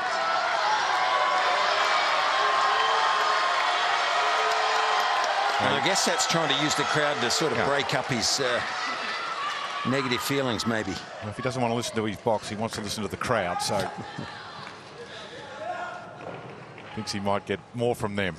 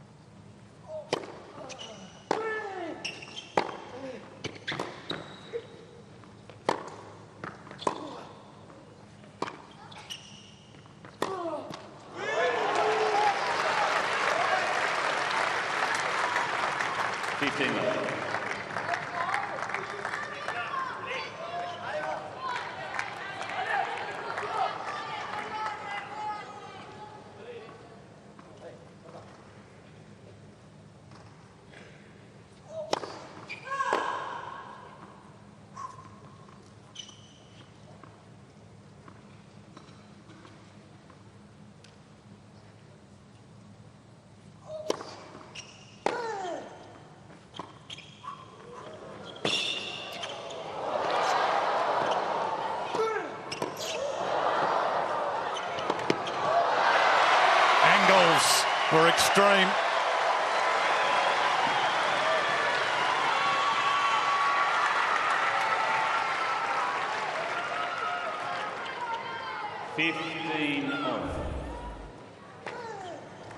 Good shot from above here.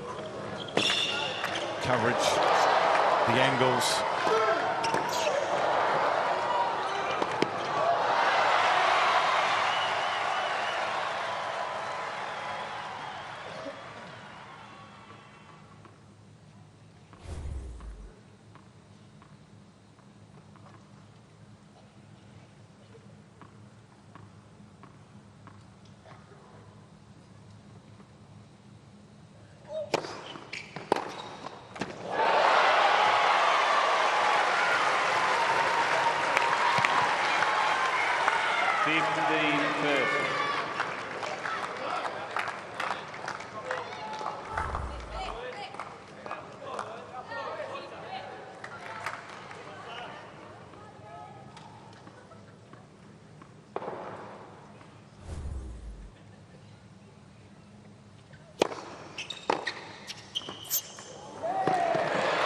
couple of A-grade returns from Flavio Cobolli. It's up 2 break points.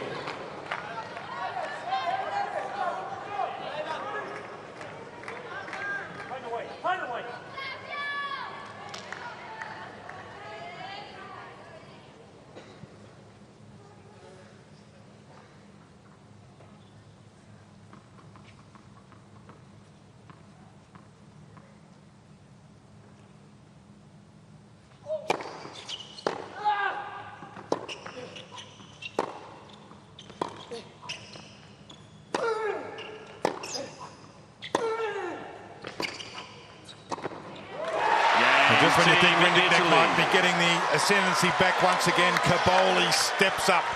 He breaks serve. He's going to serve for the match.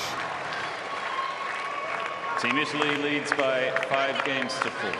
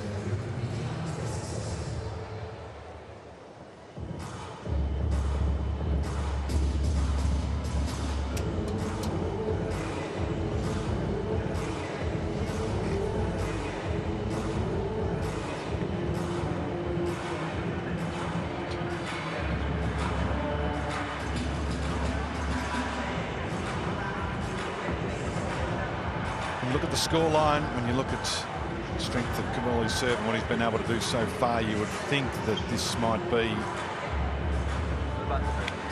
the moment. But Josh, time.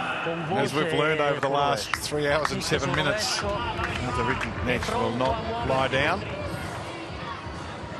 Saved 2 match points in the second set. No, I think what's important here is for Cobolli is to come out with good intensity, good energy, good physicality, and really try and hit his spots. He'd be looking for some first serves. He's got plenty of support down that end where he's serving. Big Italian support in the stadium here. He's 50-50 on first serve percentage this set, but when they go in, he's won 80% of them. So you make a couple of those, you might be shaking hands at the net shortly. Serving for the match.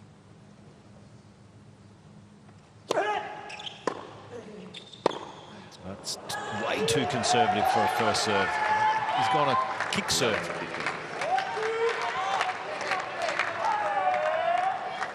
Well, there's a first serve in and there's a first serve in, isn't there? And this is a good example.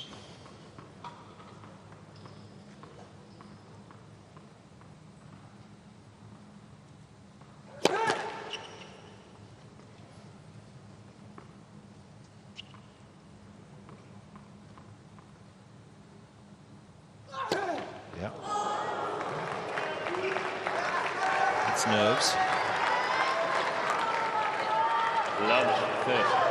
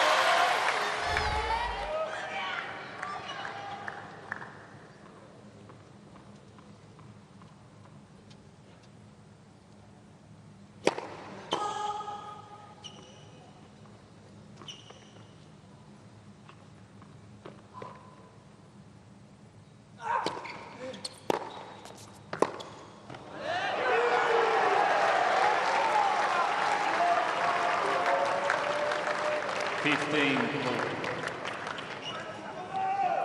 Similar to the second set, when he was in a winning position. Just hasn't been able to hit the serves that he would have liked, and he's allowed the Frenchman to dictate.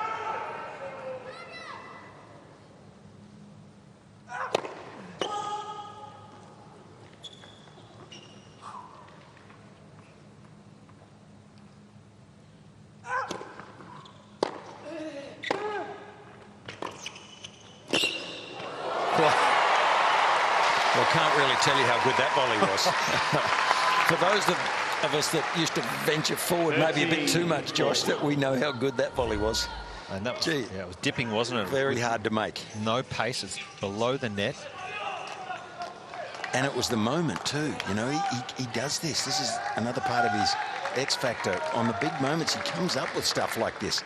That's exceptional. He needs one more.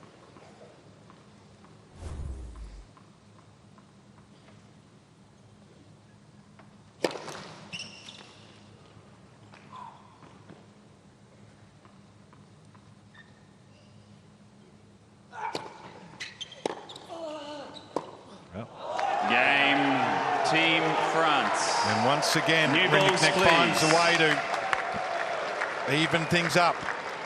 If you had other plans, you just need to delay them slightly. That's right. It's unbelievable swings in this match.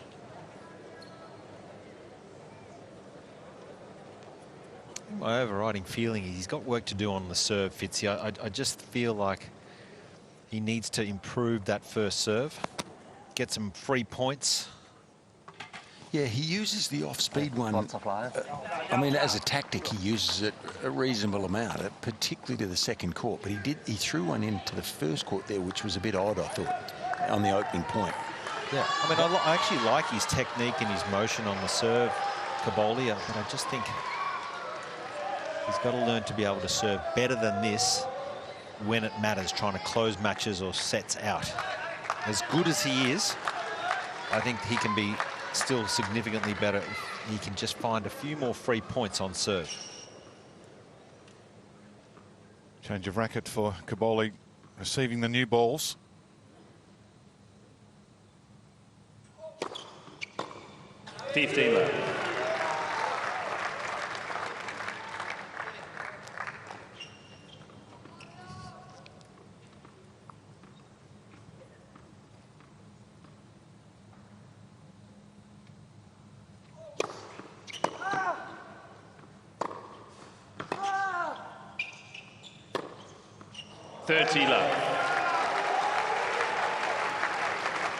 Team Italy is requesting a replay.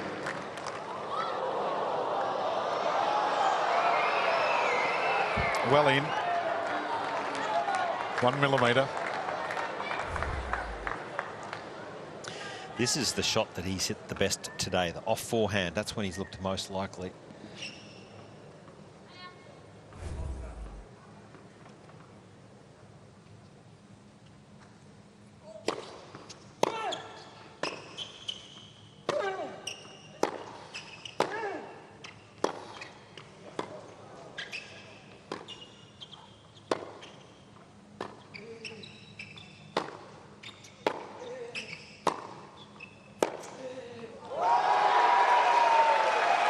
He's almost played Rinderknech into form.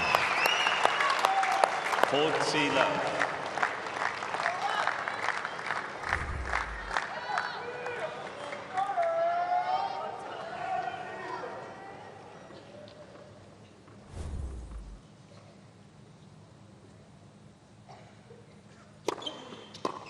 Game, Team France. The similarities to the second set here are eerie. Again, Team France leads by 6 games to 5. The breaks and then comes back and holds to love. And now he's in front on the scoreboard, 6-5.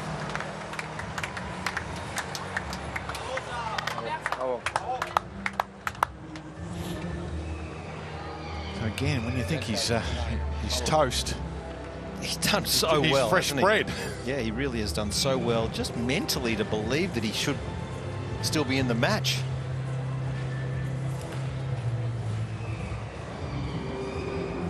It's a funny game, tennis, isn't it? You can sit and look and go, well, Cobolli has been the best player by far, you could somewhat say, but it just hasn't been able to close it out. Twice in the last set, second and third set, he's been up a break and break points to go double break up. Servi con palle nuove, poi sei più forte dopo, forza.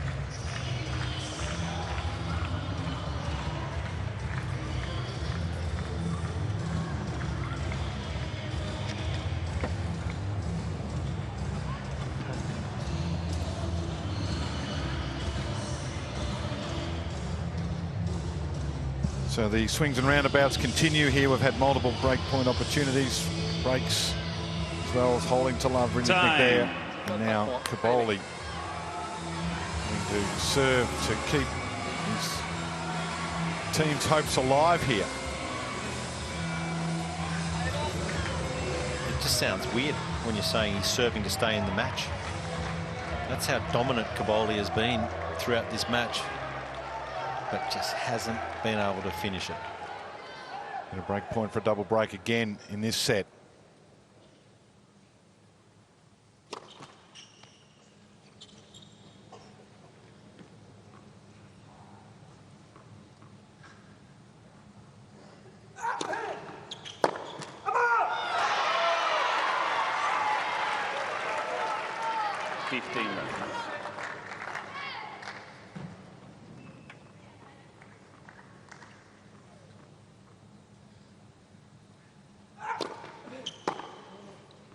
Oh, it drops in. Right at his feet.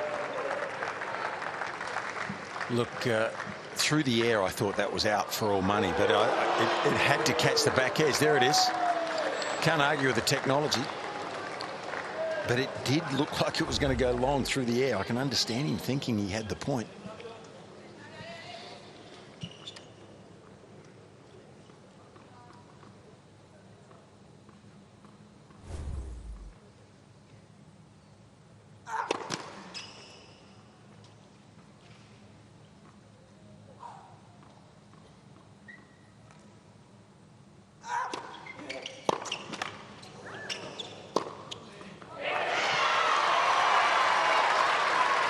Well, one thing you know, Rinderknech is prepared to throw caution to the wind here a bit, and he looks dangerous. And he looks like he's got the mentality, I'm going to win or lose this on my own racket at the moment. So it's a sticky situation for Cobolli.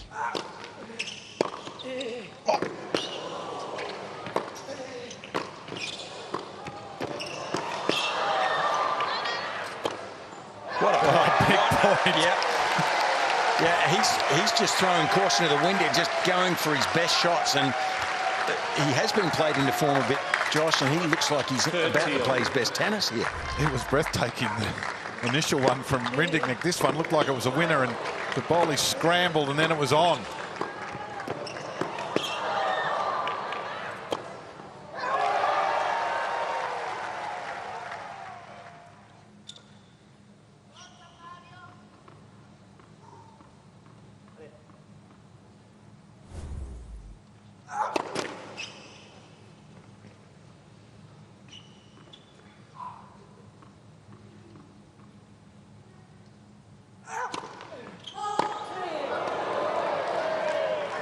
I was too late in saying it, but before he hit that first serve, I thought you must get your first serve in here, because the second one was going to be attacked. He knew it, by the way, and went for too much. Italy's hopes at the United Cup of 2026 riding on this. 40.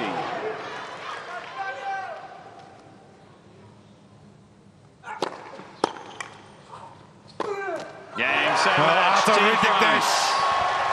That is a performance full of merit. He gets the win, and he sends Italy out of the United Cup. Well, that was an endurance test, 3 hours and 19 minutes. It's the longest match we've seen. He looked out of it on not once, not twice, not 3 times, but about 6 times. He was done, and he managed to find a way to get the win. The unbelievable stampeding from the big Frenchman all day. No right to win this match, but he has got there in the end and absolutely should celebrate that victory. Team Argentina will be the beneficiary of that. They will be the runner-up that goes through. And have to say that that was against everything that we'd seen for the majority of the 3 hours and 19 minutes. It was probably the last 10 all of a sudden that Rinderknech looked like he might be able to get the win for France. A lot of lessons to be learnt for this young man. He'll be back. He's an incredible talent, but plenty to learn. What a performance from Arthur Rinderknech today.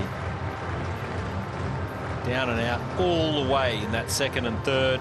Phenomenal self-belief from the big server. And that's got to feel sweet. Investing all that time and effort to get a win, a much needed win. And that is really throwing the cat amongst the pigeons.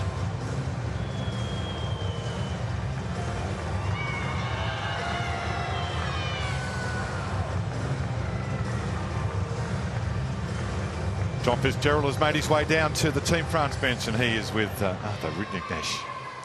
Arthur, that was seriously good. Seriously good. And you showed amazing character there to hang in there. You had your back against the wall. You found a way. Well done. Well, I don't know if it was seriously good, but at least it was seriously tough. That's for sure. Such a tough opponent, you know, making you play a lot of balls. He's also powerful, so, you know, he doesn't give you much space. And I was able to find a way somehow, like Stan did find a way 3 days ago against me. You know, all my matches went 7-6 in the third, so I guess it's a good preparation for the Australian Open. That's tennis, isn't it? Sometimes you win one, sometimes you don't. But you seem to play your best tennis there.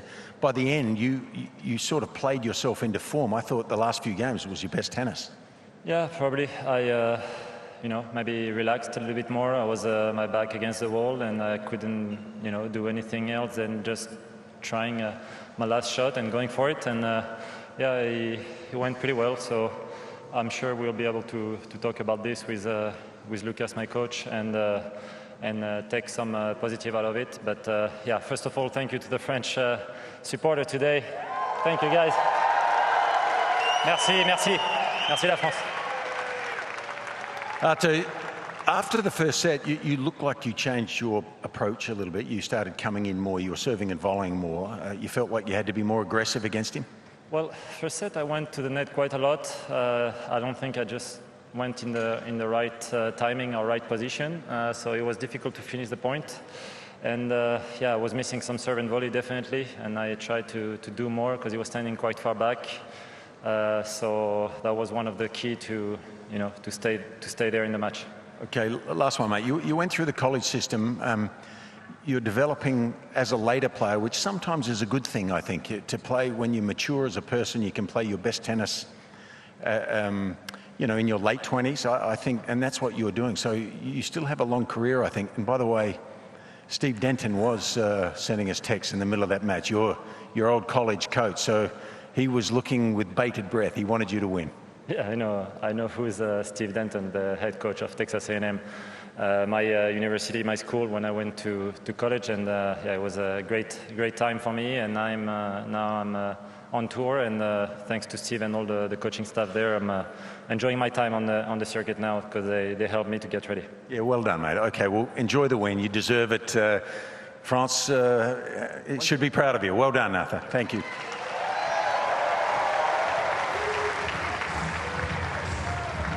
So French fans happy with that. And for the Italians, they looked multiple occasions there that they were going to secure the first point. They needed all three. The match summary in the first serve percentage down for both sides, but Rinderknech's big serve gave him a slight edge there in those points won on the first serve. The aces, as you would expect. pressure points won was pretty even. Unforced errors from Rinderknech reduced significantly the back end of that third set. In 3 hours and 19 minutes, it was the Frenchman who prevailed. Dropped the first set in 7-6, 7-5. So that confirms that Team Argentina will be the beneficiary. They will be the second place team that goes through, joining the USA, Greece and Switzerland in the quarterfinals here at the United Cup in Perth. Opening win for Team France.